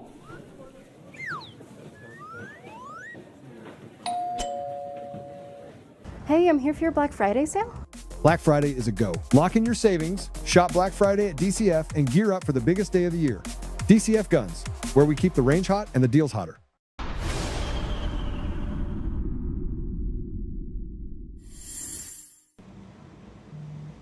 Okay. I cleared it with everyone else so that we could actually talk about this. Steve Bannon. Remember how I told you that there were people that were running around and they would defame me everywhere? So I've been like collecting this information, and then I've been, Steve Bannon was the one that, it's not my story to tell, but I will tell you that he did it to Dinesh D'Souza as well, and said, hey, go out there, spend money to do this documentary, then hand it over to me. And Dinesh is like, yeah, I'm not gonna do that. And Steve wants to talk to you about how he's a man of the people. And I want you to know that he was the one that was charged with the building the wall fraud. And he got pardoned by President Trump. And one of the reasons why Steve Bannon got into this thing called the war room, he wanted you to believe that, I read this article just a couple days ago, he wanted you to believe that he was for the people. And I've only sat in front of Steve Bannon 3 or 4 times. His daughter treated me horribly when I ran the Frank speech. And he would privately tell Mike to get rid of me. He would privately tell him, get rid of Joe, you need to get rid of Joe. He doesn't know what he's doing. Now keep in mind, go look at what Frank's speech is right now and look at it when I ran it. It's 5% of the people watch Frank's speech that watched it when I was there. We ran a tight ship, ran over 13 shows, ran a 24-hour network. I took it public in 9 months. I did that. I couldn't figure out this Bannon guy. And then I started to figure out the things that he was, so I just dig. And so I became the non-Bannon fan. Look, I'm not fans of many people. I'm fans of President Trump. I'm fans of Kyle Seraphin, the guy that is hated by people that have used lawfare. We've become the very thing that we're fighting against, by the way. The radical left and what they've done is nothing compared to what people on our side have done to the people that have fought for the last 4 years. It's nothing compared. You know what? It's child's play. I'd almost prefer to have people that at least tell me what they're doing than the snaky little sneaky pieces of trash that we have today. And I wasn't going to go into this. So I'm going to bring Tommy and Adam back in. Let me tell you about Bannon. Let me tell you who Bannon is. I don't care what people like me. I don't care if 3 years from now I'm not doing a podcast. I have a feeling that I'm going to be in politics at a very higher level. Because when shit hits the fan, man, I am for God and country all the way. But Steve Bannon, man, he's a special type of not good person, in my opinion. And I hope he watches this, because he had a chance. Steve Bannon comes from Goldman Sachs. He's connected to the guys in multiple private equity firms. He went out and did his own thing, but frankly, couldn't get along with people. He got involved in politics. In 2018, if you guys can put this up there, in 2018, he, man, this is a little crazy. I think it's the last one that I just put in the thing. This is the last one. Put it up. Just put up the...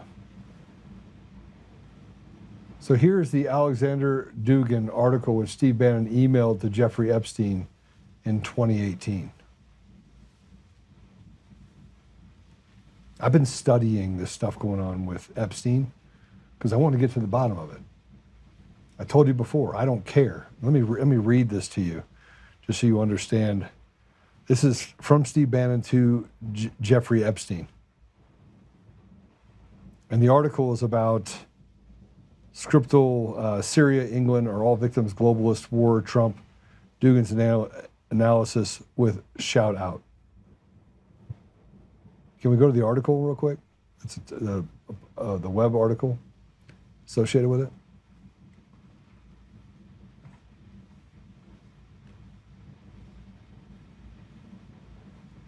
Yeah, it does.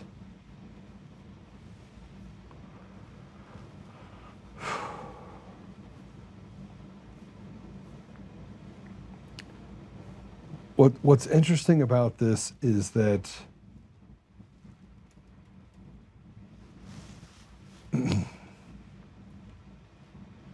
everywhere you turn, these people are. When we talk about Coomer and Dominion voting systems, it doesn't take much to look at the fact that he was in all the different countries that have had problems. Everywhere you turn, foreign policy, domestic policy. Now, I'll say this about Bannon, he reads a lot. But you will be judged by the company you keep and you continue to keep. Bannon's company was Jeffrey Epstein.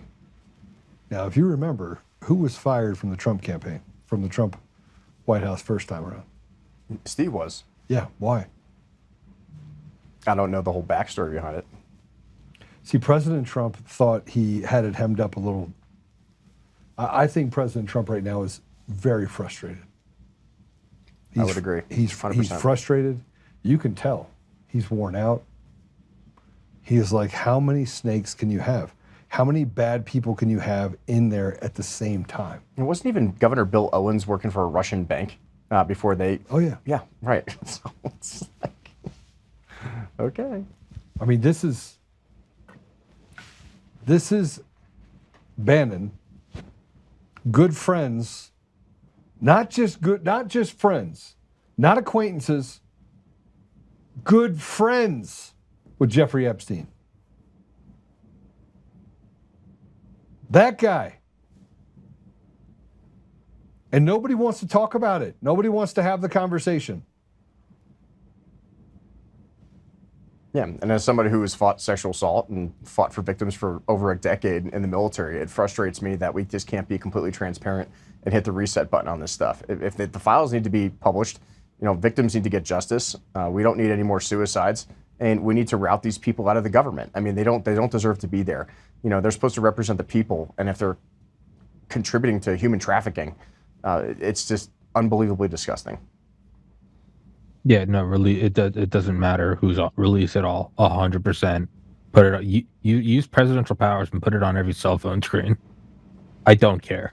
I want you to see this. This is a video. This is Mike Gill put this video out. Mike, shout out to you. It says Bannon was buddies with Epstein, stole money from you, lying about building the wall. He's in the flip to save his ass. I'm not flipping at all on anything. I don't really give a shit about Israel. I do care about the fact that overrepresentation in our country, while they're saying that black people need to have more representation against white people, they're not looking at the fact that every one of the most important positions that we have, and 40 some odd % of our judges are filled by Jewish, because they're not Jews.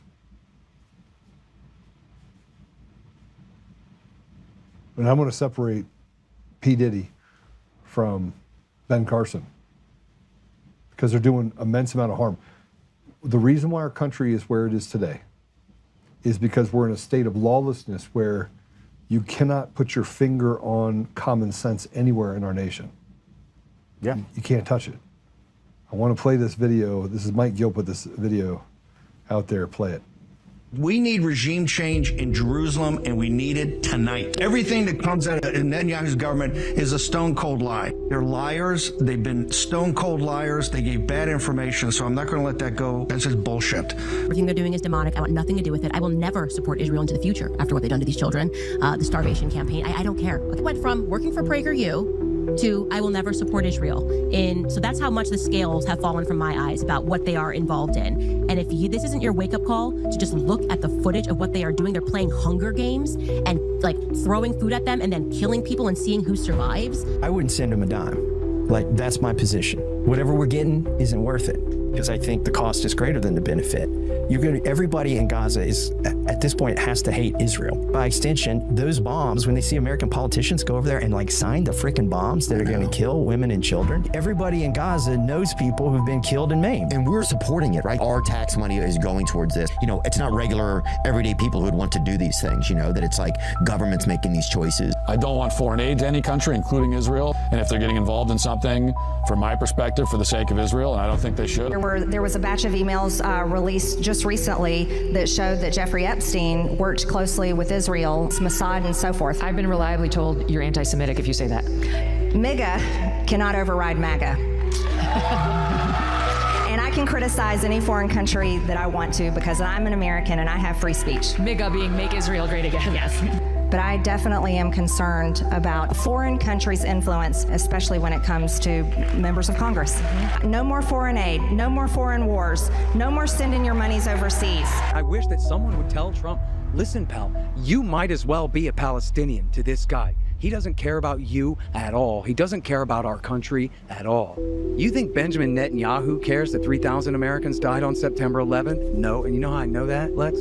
He told the New York Times, he said to the New York Times in an interview on September 11th, it's very good. That's how much respect Benjamin Netanyahu has for the enlistment age sons of the United States of America and the dead civilians on those planes and in those towers.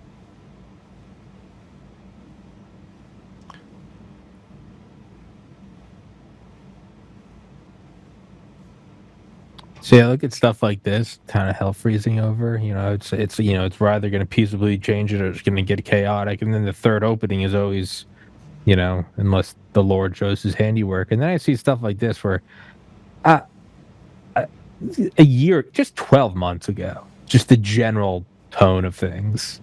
If you had told me that's what it is going to be like this in 12 months, that says there's a better chance of hell freezing over. When you see these discussions that were relegated to the most.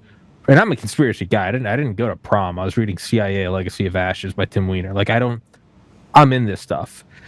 This stuff has always been, anything Israel related has been so relegated to the outermost fringes of the galaxy of conspiracy. To see it as centerfold as it is right now, to me, I go, that's the miracle. If you're willing to put in the work, I think God is removing the scales from people's eyes.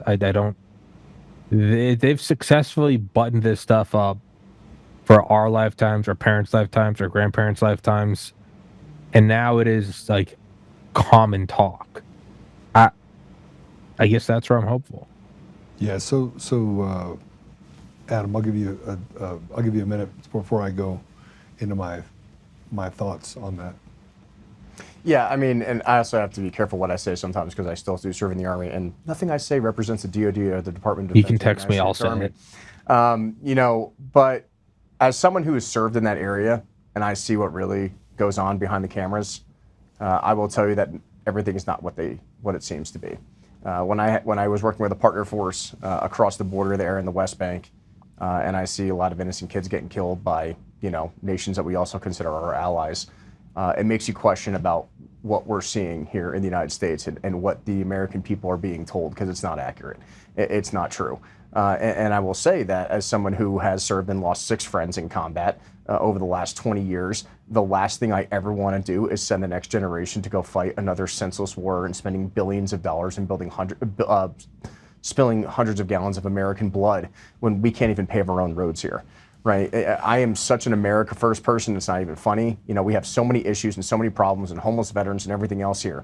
And the fact that we keep getting distracted by foreign wars and foreign problems that don't even reside within our borders definitely concerns me. We need to, as Americans, take responsibility to ensure that we elect officials that also have the same mentality and stop voting for endless wars and constantly arming people that are just going to keep killing millions of people for unnecessary reasons. Mentality. Okay, so let me tell you my thoughts. Steve Bannon's changing his voice because it's not always the way he was, right? So it's like a chameleon. And you know, I saw what he did to David Clements. I saw what he did to Mike Lindell. He treated Mike Lindell like a village idiot because he could make money on him. You know, pillow code, talking to all these people that frankly are just not, I don't know, it's like not smart. And I don't care if you listen to Bannon or not. What I care about is that you don't put yourself in a position, where you're willing to sacrifice everything, all your values to follow a guy who you think is someone he's not. Here's a guy that's taken millions of dollars from people on a wall. Had to get pardoned for it. You say whatever you want. Nothing happened to him. The guy he was with that lost all of his limbs went to federal prison. No pardon. Bannon was an elitist. Oh, he went to jail for contempt of Congress. Yeah, you gotta boost his street cred, right? Yeah. I spent time in the Middle East and Africa. I broke bread with people you would call terrorists. It's a different world. I talk badly about jihadis here in the United States who can't assimilate or treat people well. The same way that I would go over there and I would talk badly about foreign policy that kills my brothers and sisters. And just so you know, I don't care what country you're from. Man, if you're God's children, I will treat you like a brother. I will stand in front of you. Make sure that someone doesn't take a shot at you. But it's true, the emperor has no clothes. We're in a really bad place right now in our country. But you saw all those people that talked. And I'm not criticizing President Trump openly. I'm saying right now, Mr. President, you be judged by the company that you keep. And we're in trouble. The MAGA movement's being split apart by the very people that say they're here to help. And Bannon, man, I haven't even gotten to the other stuff that I have on him specifically. It's pretty crazy. I mean, the worst words we can hear are, "I'm the government, I'm here to help," right? And like I said, the government. Yeah, and it's our responsibility, right? You're right, Joe, is that, you know, the president of the United States has to be careful of the company that he keeps. But unfortunately, we're seeing a lot of that company is more interested in staying elected and staying in office, waiting him out for another 2 years, make sure we get nothing else done in this country, make sure we're not putting America First policies first. And we as citizens have to make the decision of whether we're going to remove them and replace them. I mean, it's going to take several election cycles. It's not going to happen overnight. But if we don't do it, the Democrats are going to. They already have a plan in place, especially here in the state of Colorado. They are going to actively try to flip some serious Republican seats. Like I said, we already lost multiple school boards, and that's just child's play. That's nothing compared to what they're trying to do here. Like I said, it starts with us, you know. And if we want to make sure that the president is surrounded by the best of the best, then we need to be part of that solution versus being part of the problem and being idle bystanders. All right, I want to play this really quick. This is Steve Bannon, and then I'm going to play a Trump deal. So let's play the one I just put up, if we could, please. That I just put in there. This is Steve Bannon talking about the case of the globalists for the last 30, 40 years being wrong. I'm gonna show you what's happening. There's a shift and a break. President Trump, I'm not sure he can see it, that you create conflict in the minds of Americans. A confused American is an easy American to take over by incident. Yes. A single incident can change the direction of somebody in the United States as far as what they think. A single incident. Because there's too many points by which they can dilute their opinions. And President Trump is losing ground when it comes to decisions he's made. Mm-hmm. And by the way, I don't think Jews versus Jewish, I support people. I'm just not going to give you any money, right? So you do whatever you want in Israel, right? Except for you don't get to kill people in a country that's not yours. And Gaza doesn't belong to you. But I want you to see this, what Bannon has to say. The theory of the case of the globalists for the last 30, 40 years is just wrong. It's dead wrong. And it has weakened this country, and as importantly, weakened the citizens in this country. And this is what we were going to go to the religion of globalization, and we were going to ship all the manufacturing out of the United States that was too low value added, and we were going to ship it out of the United States. That's the excuse they did use. What they wanted to do was to get to countries with lower wage cost, no social safety net, and no environmental concerns. So it could turn China into a dumping ground and poison the entire environment of the world. Okay, now play this Trump and on with Ingram, please.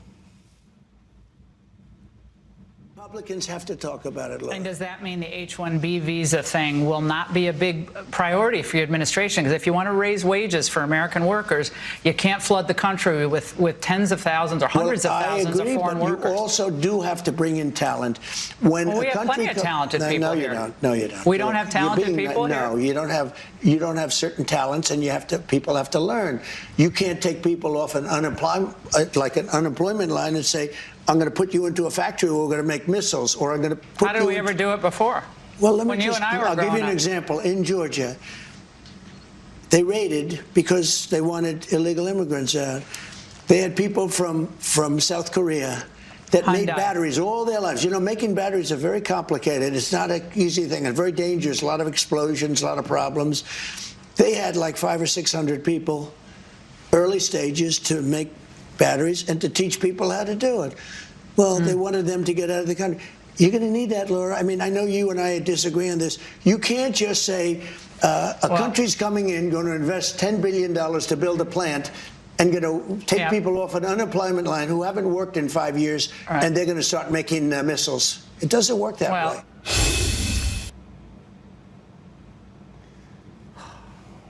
Yeah, this drives me nuts because... And there's two. Sorry, I was muted. Sorry, that was all of World War II. That's who Rosie the Riveter was. Yeah, exactly. And I think there's two sides of this. One, I will say that our public education system is garbage, and we definitely have Americans who can't add without using their iPhone. 100% that exists. That doesn't mean that Americans aren't willing to learn and get into the trades. And as a blue collar worker, like I'm a proud union guy. U.S. Steelworkers 12477, right? Like I grew up my entire life as a blue-collar guy. I was born in New York, grew up in New Jersey. My dad taught me how to take apart cars. My grandfather did the same thing. And even now, I spin a pipe wrench and wear steel-toe boots and a hard hat every day, right? But the problem is that we do undercut American wages with illegal immigration. And if we don't remove the illegal immigrants out of our country, then we are not giving the next greatest generation, which is us, the opportunity to be in those trades. We don't need everyone with a degree in underwater basket weaving and $100,000 in useless college debt to be running this country. I know plenty of guys who are perfectly happy as electricians, pipe fitters, welders, refractory guys, everything. Time out. I just want to point one thing out. President Trump said we need H-1Bs to make batteries, H-1Bs. No, you don't. You got plenty of people. Correct. If someone can come here from South Korea, and this is why I say that MAGA is being split up from underneath its base. There's an active campaign. I promise you that Bannon has nearly everyone in the Trump administration on speed dial. Every one of them. That he's talking about and splitting people away from President Trump. But underneath, the people that are giving President Trump advice and telling him that you don't have talented people in this country, those are the same people that Bannon's talking to. Yeah. I mean, Bannon's talking about, he by the way, he doesn't bring up Epstein. You want to know why? Why would he? Because he's his boy. Yeah, we have He's the plenty pedo's boy. I agree with you, Joe. We have plenty of American workers that can do these jobs. And let me tell you something. The Goldman Sachs guy is not America's man, right? He's just not. Okay, it is super important that you understand. I want people to be educated. Look, follow President Trump, but just understand that inside President Trump's camp, here's a report he's being given. Do you think President Trump talked about using hydrogen peroxide in the body to kill COVID? You think that was his idea? No, absolutely not. I mean, people are definitely feeding him the wrong information, and these are on purpose. These are the people in the administration that are trying to sabotage him and undermine him. They're part of the establishment, and they need to go. They need a narrative. They do. So they need all this chaos. Mr. President, you are being played by both sides. They are smiling at you while they are dropping pipe bombs underneath your pillow. Yeah, literally. That's literally what's happening. Mm-hmm. And I can see it on the outside. I see what happened with Bannon. And then you have to, you end up pardoning people who's like, Mr. President, we need you to pardon this person. He's asked about the guy with, Binance. He goes, yeah, I don't know. I never met the guy. It was a policy decision that was made in the administration. Because in the administration, they wanted to do everything they could to screw with President Trump. Look, I don't have to be the smartest guy in the room to understand this. But here's, Marjorie Taylor Greene, the day after President Trump was on Ingram, the day after, put it up. This is a bill to end the mass replacement of American workers by aggressively phasing out the H-1B program. I introduced a bill to end mass replacement of American workers by aggressively phasing out the H-1B program. Big tech, AI giants, hospitals, and industries across the board have abused the H-1B system to cut out our own people. Americans are the most talented people in the world, and I have full faith in the American people. I serve Americans only, and I will always put Americans first. My bill eliminates the corrupt H-1B program and puts Americans first, again, in tech, healthcare, engineering, manufacturing, and every industry that keeps the country running. If we want next generation, we have to be American dream. We must stop replacing them and start investing in them.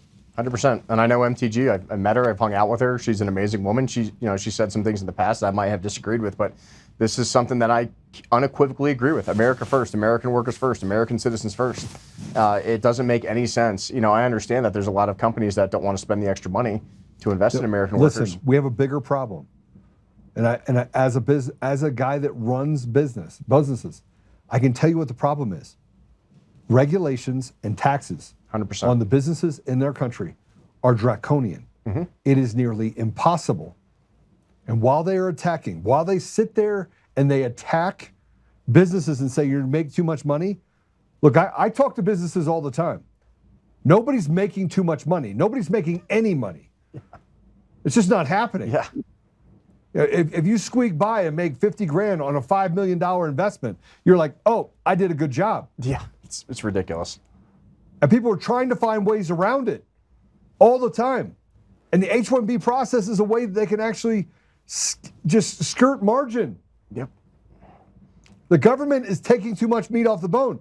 And if I'm wrong, then why in the world is Social Security now called an entitlement?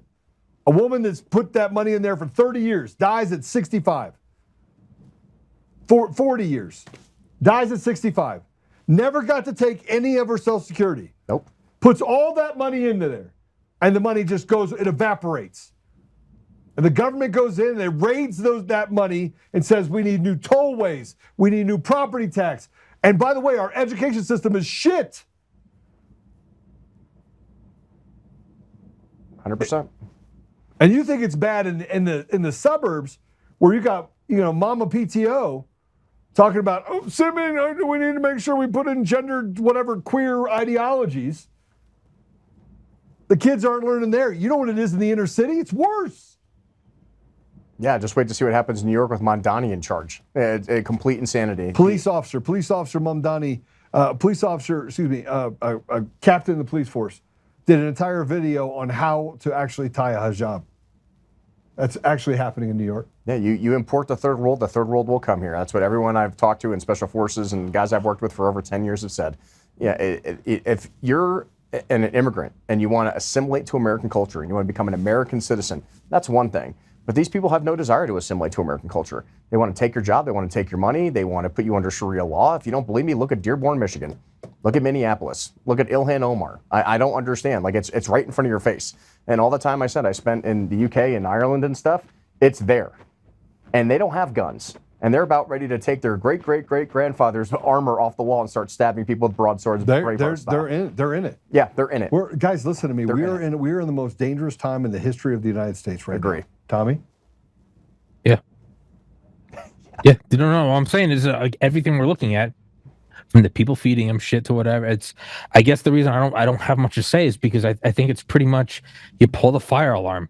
You use the military to do snap elections in every city of every state. You broadcast it live, do it same day, seal up the border, do it at the cost of the military, deport all of these.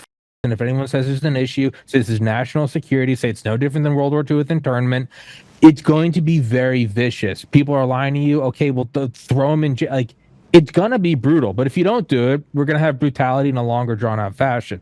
So that is my 2 cents is you have to go in with a chainsaw. It's just like what it is. How is election day not a federal holiday yet? Like how? And forget even that. That is like it's so many levels below. Like pure insanity. I was like, you get dead people, holidays. Why can't you have one for the American people? Show me what $1 trillion DOD does. Show me what Fort Meade's been cooking up. No, but that's what I'm saying. Is like is insane. Okay, well then 1/10 of that, 100, whatever. But my if you want to do this stuff, there is no simple answer. There is the complete mobilization. The same way that when we want to go to the moon, we don't bring over people who can learn how to go to the moon. No, you blast up the science programs. To be fair, there was Operation Paperclip. We did take a bunch of Nazi scientists and take their technology. And if there are more, bring them in. Bring in ones who can add. Don't bring in with a 50 IQ. You prove my point. Well, I mean, yes, what we did in World War II worked. Fateh, I think that was his name. The reason he lost the mayoral election up in Minneapolis was because there's tribal warfare going on between the Somalis in that city. Yeah, there is. So it's because he has a 62 IQ and he probably has an iodine deficiency. I don't care. Paperclip, yes, that proves my. Go back to World War II and treat it like a war, because if you don't, you're going to have World War III. It's not a fun answer. I hate it. Well, there is nothing else to do but take the chainsaw with the flamethrower. It's just what it is. I mean, listen to this for a second. I do not speak lightly about what I'm saying, right? You shouldn't. 6 years, Middle East and Africa, hung out with some crazy people. Yeah. Solved some real big problems. Came back, built a company. Basically, I'm like the Forrest Gump of business, in a lot of ways. I mean, people ask me like, how'd you do it? I'm like, I have no idea. God. Like I wake up in the middle of the night and I see numbers in my eyes. Happened to me the other night. But like when I have to solve a problem, I close my eyes like right now, and I see numbers. So I know that I'm working the problem, and I still can't figure it out. This is one of those problems when I start thinking about it, I still can't figure it all the way out. But I know that President Trump, was out with Lindsey Graham playing golf. They're keeping people in front of him that are giving him narratives. And it basically is an op. They're running an op. Psychological operations 101, inside man. Of, and President Trump can see it. He just doesn't know to which side is he on. He did this. He put out this truth. He says, I'm withdrawing my support for Marjorie Taylor Greene. I'm withdrawing my support and endorsement of Congresswoman Marjorie Taylor Greene of the great state of Georgia over the past few weeks, despite my creating record achievements for our country, including a total and complete victory on the shutdown, closed borders, low taxes, no men and women's sports, or transgender for everyone, ending DEI, stopping Biden's record-setting inflation, biggest regulation cuts in history, stopping 8 wars, rebuilding our military, respected by every country in the world as opposed to just being laughingstock we were just 12 months ago, having trillions of dollars record-setting invested in the U.S. and having created the hottest country anywhere in the world, but being a dead country just 12 months ago, and so much more. All I see is wacky Marjorie, do is complain. It seems that it all begins when I sent her a poll stating she should not run for senator or governor. She was at 12% and didn't have a chance unless, of course, she had my endorsement, which she wasn't about to get. She has told many people that she is upset that I don't return her phone calls anymore, but with 219 congresswomen and men, 53 U.S. senators, 24 cabinet members in almost 200 countries, and an otherwise normal life to lead. I can't take a ranting lunatic's call every day. I understand that wonderful conservative people are thinking about primary Marjorie in her district of Georgia that are too fed up with her and her antics.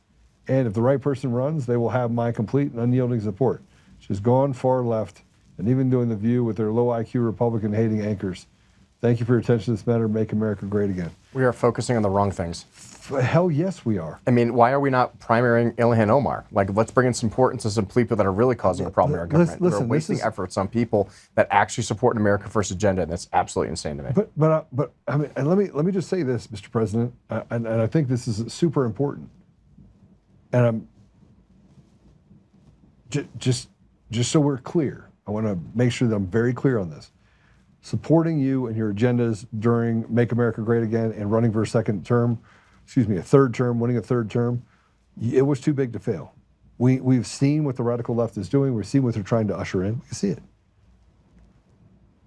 But this is beer goggles. Yeah, the advice he's being given on some of these representatives, I mean, even like attacking Thomas Massie. I mean, Thomas Massey is all about single issue spending bills. I know he's a little bit more of a libertarian. You know, he's not perfect either, but like, at least you have representatives that are being honest, like, hey, I'm just here to support my constituents and do the right thing. And then we're going against the people that want to work for the American people first. Like, that doesn't make any sense to me. Well, I mean, and you see a concerted effort by people to create chaos inside the MAGA movement. Yeah. And President Trump is being fed all these things. Marjorie Taylor Greene was never against President Trump. No, ever. No. And he's being fed all this shit. And I hope he goes back to whatever core thing, whatever core spark there is. We all have it. I do it with the podcast. You know, it's not being pre-med where you have a set out path. There's a lot of things where it comes back to the core, and there is no one to go and get an answer from. There's no book to flip to the back to and go, well, what do I do on year 6? There is a point where you have to ground yourself in God, ground yourself in the right thing, and go, what do I know is right, regardless of what I'm hearing? Hey, man, the dude remove president. You're a successful guy. You've made billions of dollars. You've done it. Go back. If you think you're being fed shit from all sides and the ticker's going down, you don't have that much time left. You got 3 years best, 1 year if you use the midterms. Use the thing. Brush off the ego. The ego can be a good thing. And go trust your gut and go for that. That's what I would say to him, man, is you know somewhere deep inside what you need to do. Stop looking for outs. Stop looking for that's an ally and that's a snake. Use your own judgment. Go what is right and what do I know is right. Well, I mean, he was doing that, and then he needs to go back to it. Yeah, he needs to vet his intelligence sources. Like we never make a decision in the military based upon one source of intelligence. That's bad policy. We're going to make the wrong decision doing that. We always have to vet it between multiple sources, and I hope that our administration is going to start doing the same thing, because we're making a lot of bad decisions and making a lot of bad public comments right now on these things, and it's making real Americans, because you got to understand, like, what, less than 50% of the people of the United States even vote or get involved in politics, and when the rest of the people see this, like I said, they're trying to take their kids to soccer practice, they're trying to live, and they don't want to get involved in it. And we need accountability. We need to make sure the right thing's being done, and we need more people to voice those opinions in a way that's going to make sure that our elected officials represent us, and that the President of the United States can make sound, judged, moral, ethical decisions. All right, so let me say this. When President Trump gets to the point where he's attacking Marjorie Taylor Greene, not calling her to the White House, saying, listen, have the conversation, you know that there are people inside. You've been Basil, what is it, Bombazil, yeah. Well, it's like what we're seeing in Colorado right now. If they see you as a threat to the system of the establishment that exists, they will do whatever it takes to remove you from that system. Yeah, trust me, I could feel that. I quite literally feel that. So President Trump put this out, and my heart hurts. And it's not like I'm a great fan of Marjorie Taylor Greene. Yeah, she's not perfect. No politician's perfect. I don't have a dog in the hunt, because I think that both sides are absolute dog shit, right? I don't think President Trump came in thinking if he doesn't pull the lever and do some really drastic stuff, we have no representation at any level. But let's go ahead and put this up. This is President Truth. Man, this is the stuff that, so wacky Marjorie traitor Brown, remember Green turned to Brown where there was rot involved, is working overtime to try and portray herself as a victim, when in actuality she is a cause for all her own problems. The fact is nobody cares about this traitor to our country.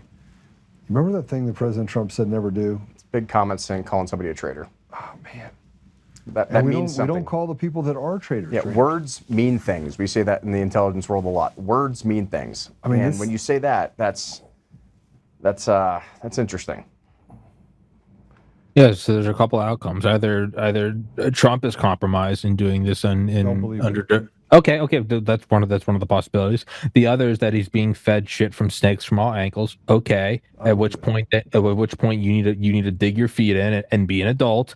Or 3, he's too stupid to realize he's being fed this shit, which I don't believe. So it's the middle one. If I don't believe he's compromised, I don't believe he's too stupid to know what he's doing. It's the middle one. He hasn't yet decided that, hey man, there's 3 seconds left. Are you taking the 3-pointer or not? Like, it sucks. I wish you weren't here. You're here. What are you gonna do?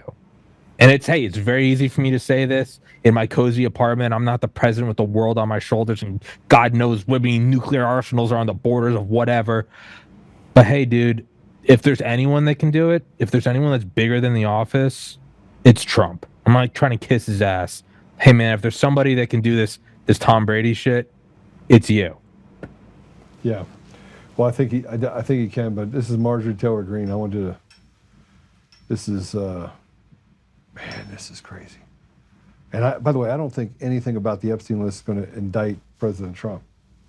But you're seeing the wheels come off the bus, and MAGA's getting ripped to pieces. Yep. It's losing its identity, and the left is. It's almost a non-contention in this upcoming election. Like, people think like Trump endorsements are going to help. They're not going to help anywhere in most of these states. Yeah, they're just not. Let's go ahead and play it.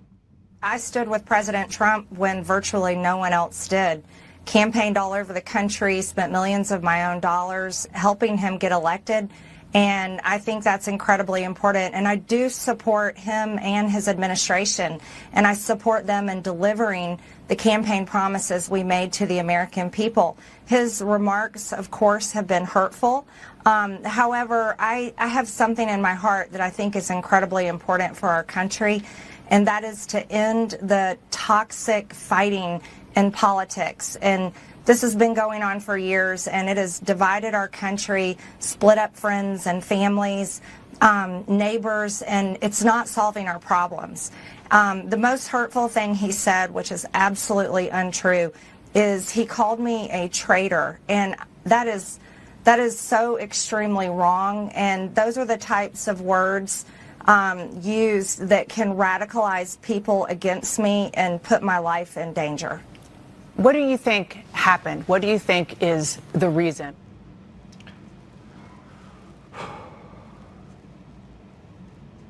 And it's going to continue to divide people, and this is not what we need, especially with such important midterm elections coming on. You know, we're gonna put all our focus on these things. We're gonna start now calling people in our own party traitors and whatever else. And like I said, we definitely need to clean house. Like I said, especially in the state of Colorado, like, we need to replace some people. But when you have representatives like MTG, who's doing the work and doing the job and representing your people, those are not the people we need. I don't think anybody right now. I mean, Marjorie Taylor Greene would at least show up and make sure there was a vote. Yeah. She'd say, voice votes. I need a vote, an actual vote. She would do it every day, right? But the problem is the system is a machine that just feeds whatever it is that your vice is. It feeds it. Doesn't matter what it is. They'll feed it. And that's the problem with DC. You stay there long enough, you start getting sucked into it, and that's why it's like, oh, you just dip your toe in just enough and get right back. You know, you don't want to get sucked into that. I mean, look, it's bad. I saw. Not even once. Don't pick up the pipe. Don't even. It's like don't Michael even Jordan. start. Stop it. Stop it. Doing drugs. Get some help. Get some help. Yeah, exactly. 100%. Get some help. So Marjorie Taylor Greene put something out, and I want you to understand something. She put out something saying President Trump attacked her. Put it up. President Trump just attacked me and lied about me. I haven't called him at all, but I did send him his text messages today. Apparently, this would send him over the edge. The Epstein files. Look, President Trump. Let me say this.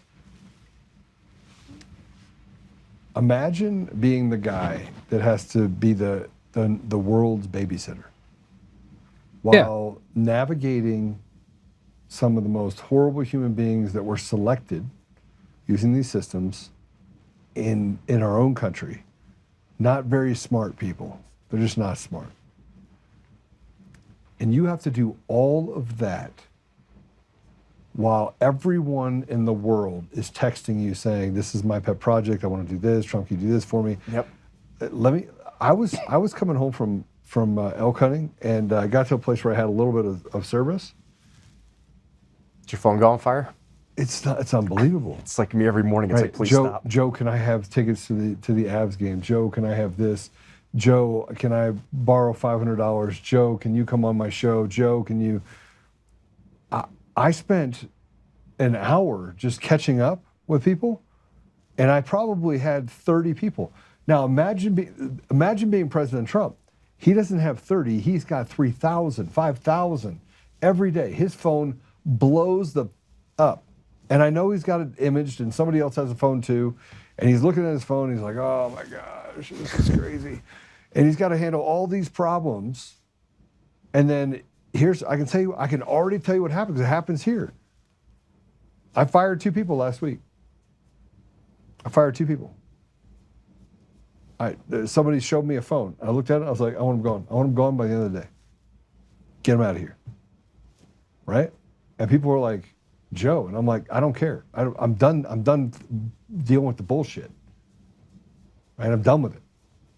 So imagine President Trump times. He's very smart, and we don't understand the amount of pressure that you go through to be in the position he's in, and he's got to deal with Bibi. And he's like, "Oh, give me the letter so I can get a pardon."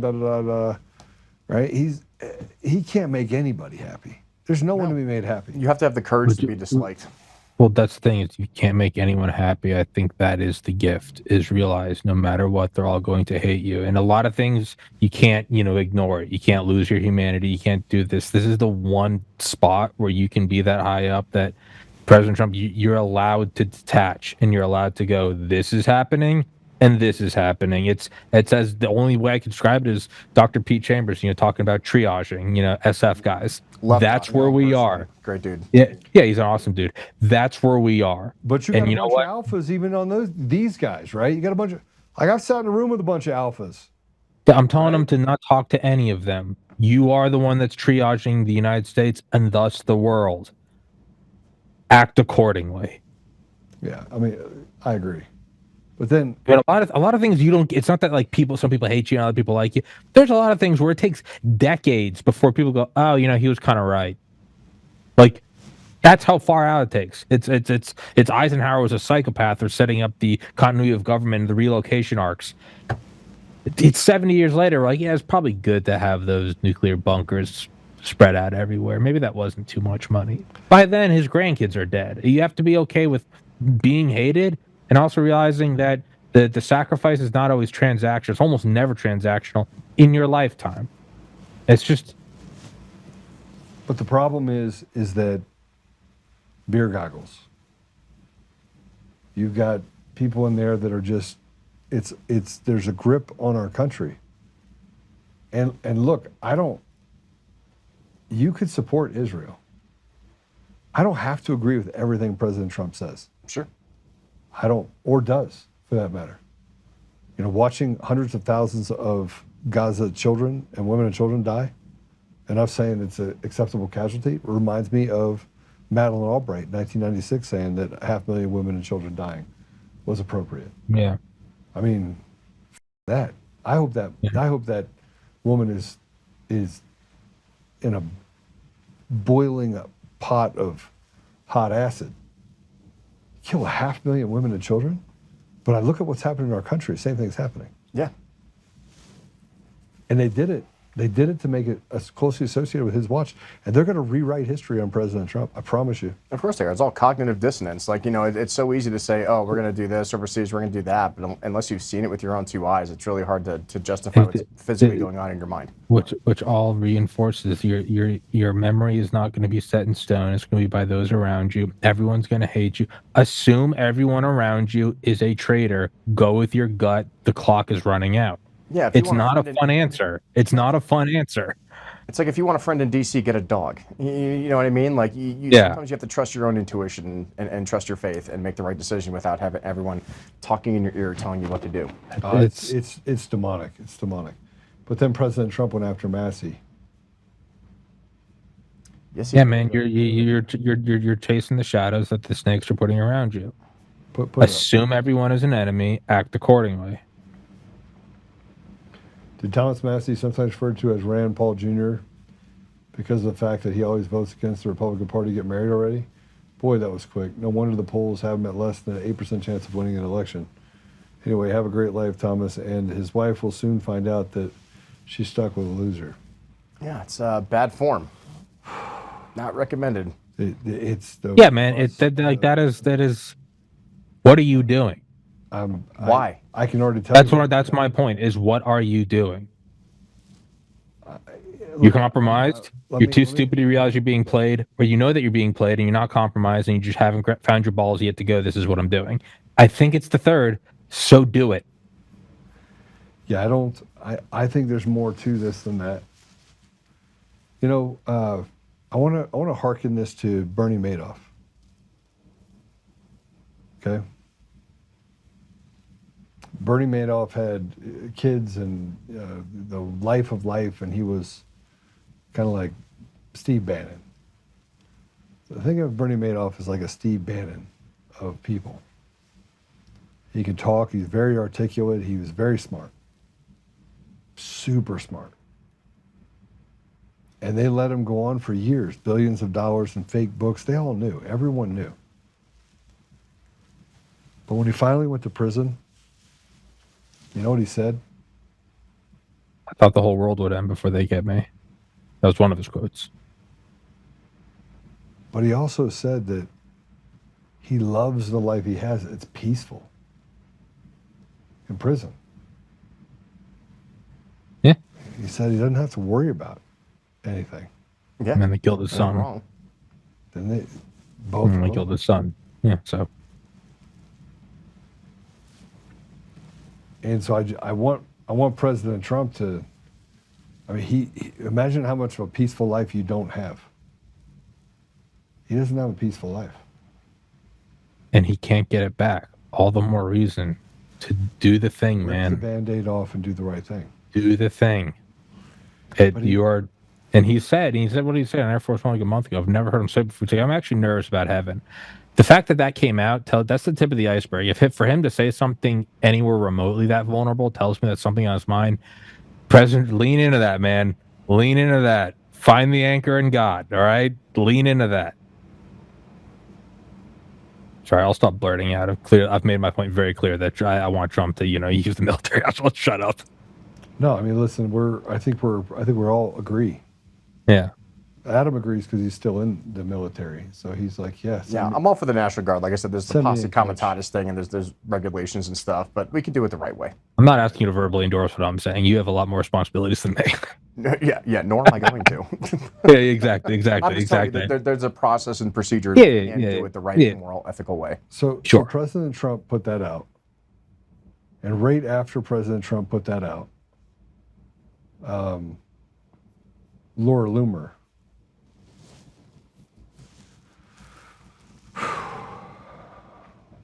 Laura Loomer put something out, and I was mortified by it, about Massey. You don't have to agree with Massey.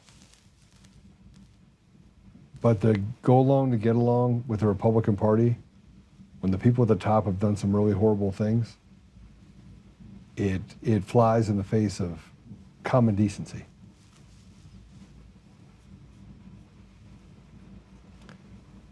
I don't know how you can go after. I don't know how you can go after President Trump the way that they did.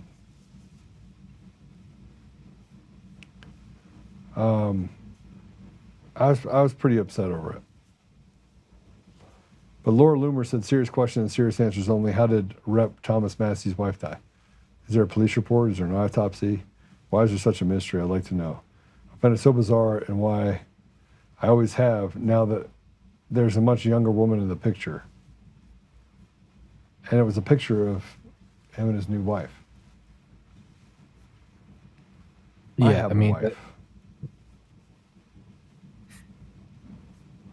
Of many years.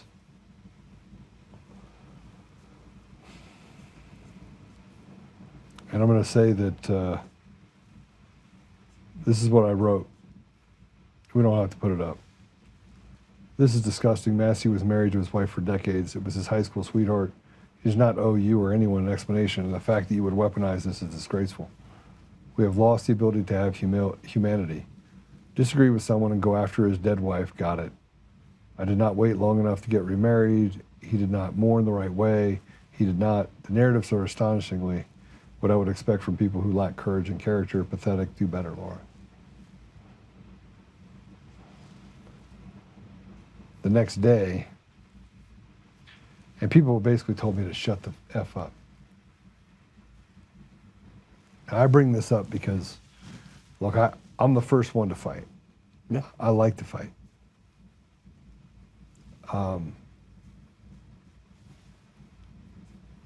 But I've been married 23 years. It's been ups and downs. I know what it takes. If I were to lose my wife, it would devastate me.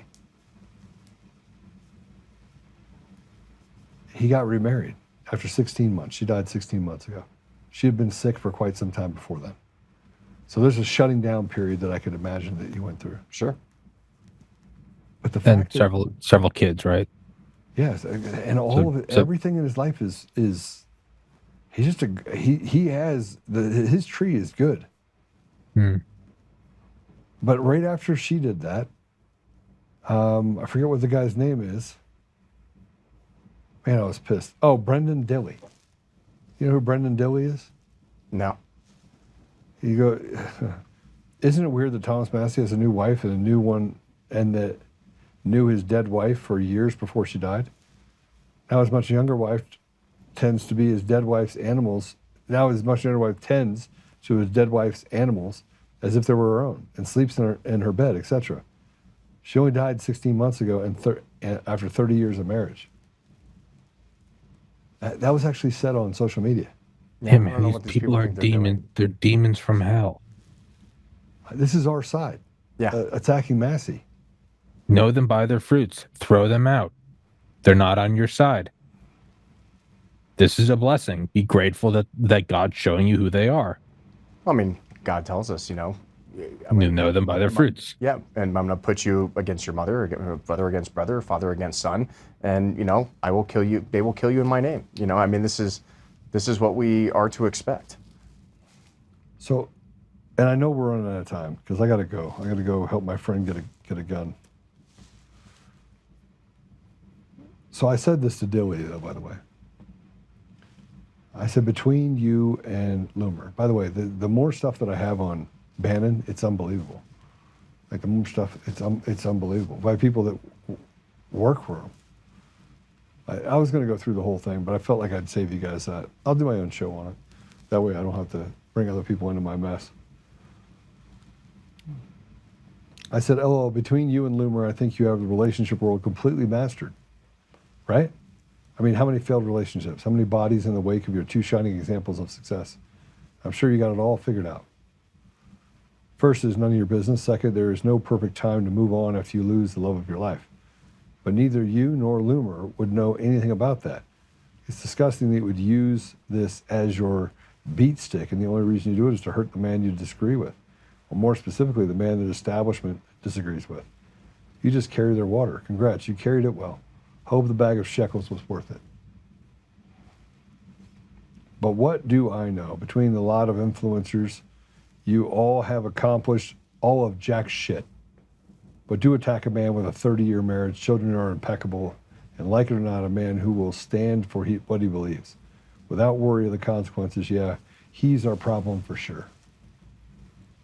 100%.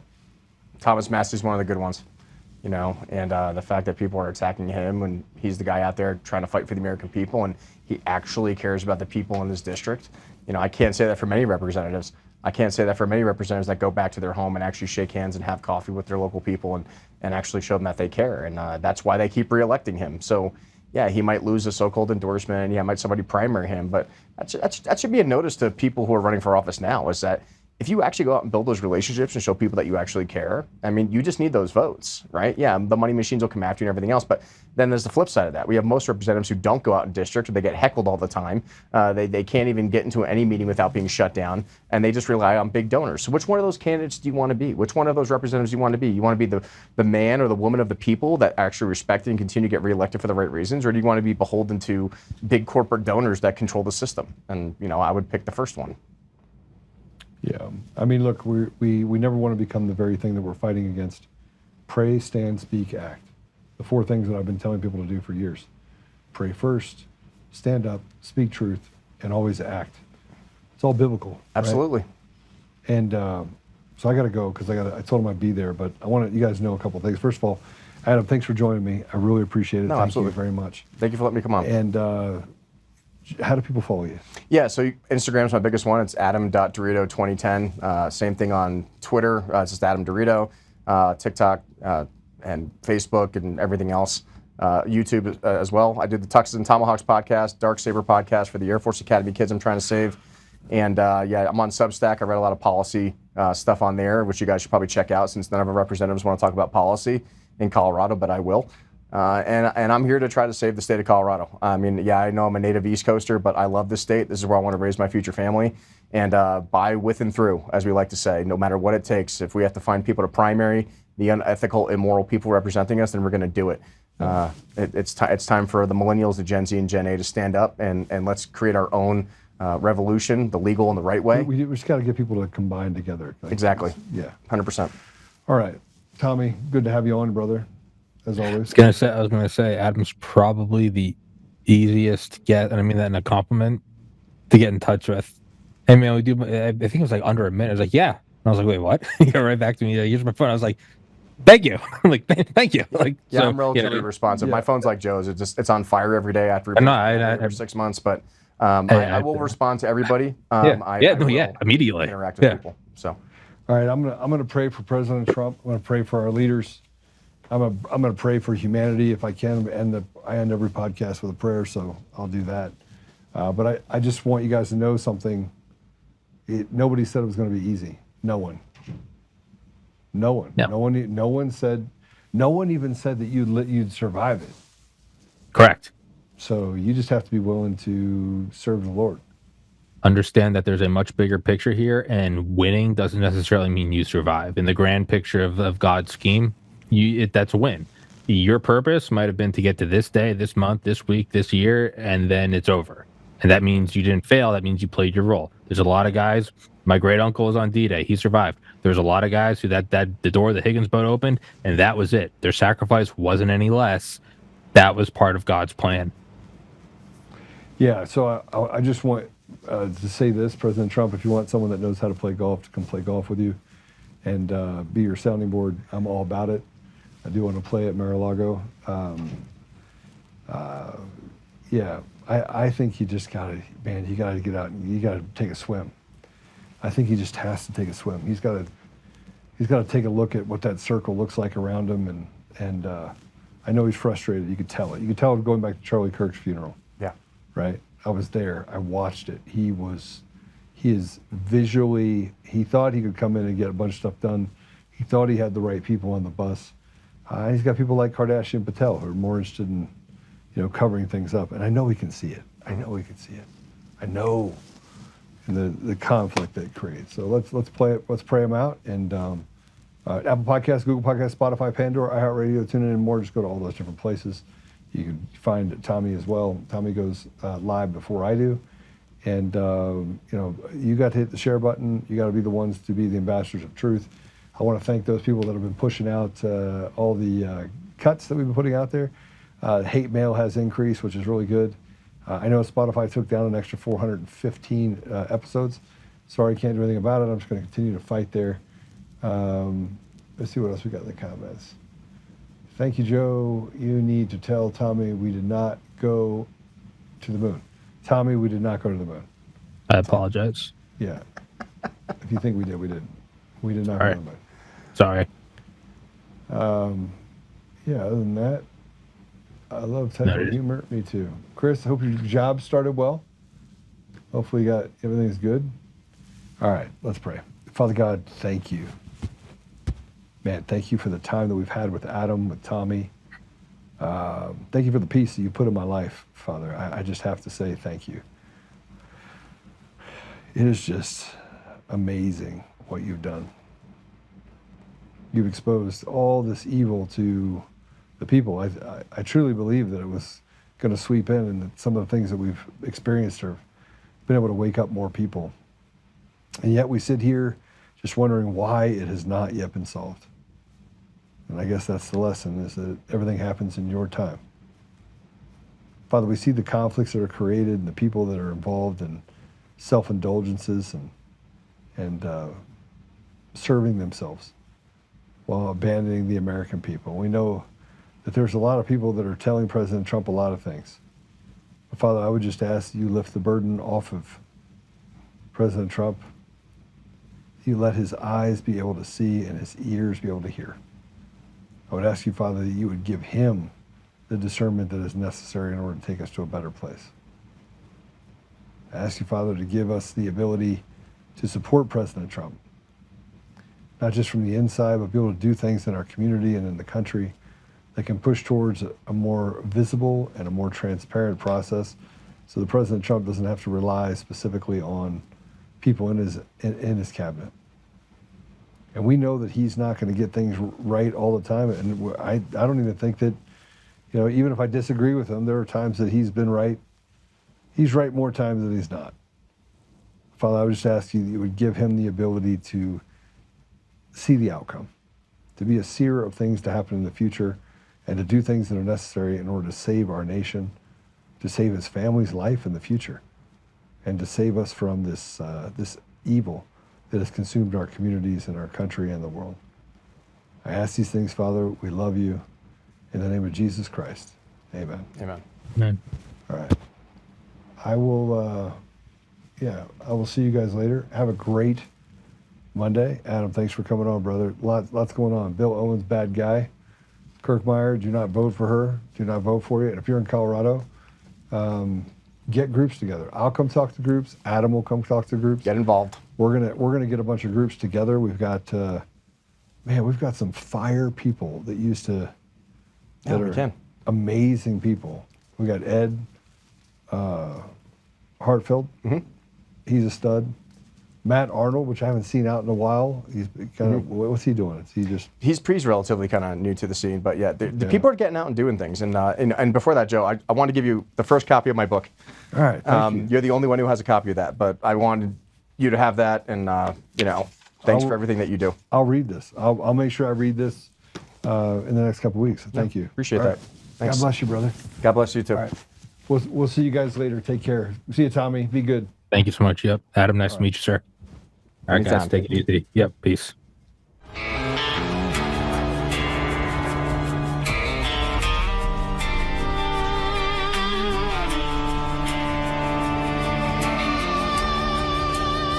Rise up untamed in the heart of the fight where the wild ones roam. Joe Oltmann's calling, bringing truth back home. From conservative daily to this untamed fire, we shatter the silence, lifting spirits higher. No chains can hold us, no lies can prevail. Authentic and fearless on this rugged trail.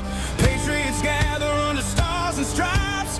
Untamed nation, igniting the night. Untamed nation, let the truth roll out in this land of the free. Standing proud from sea to shining sea, we won't back down. Catch the fire, wear the crown. Untamed nation, it's our battle song, motivating hearts where the brave belong. Yeah, untamed and wild, forever strong. Play it again all night long.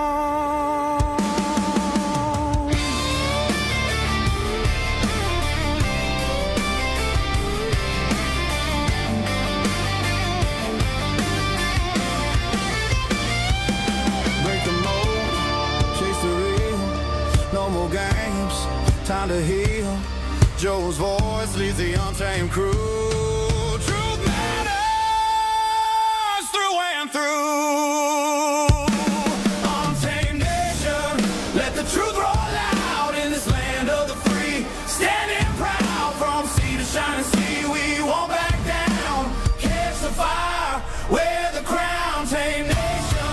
It's our battle song, motivating hearts where the brave belong. Yeah, untamed and wild, forever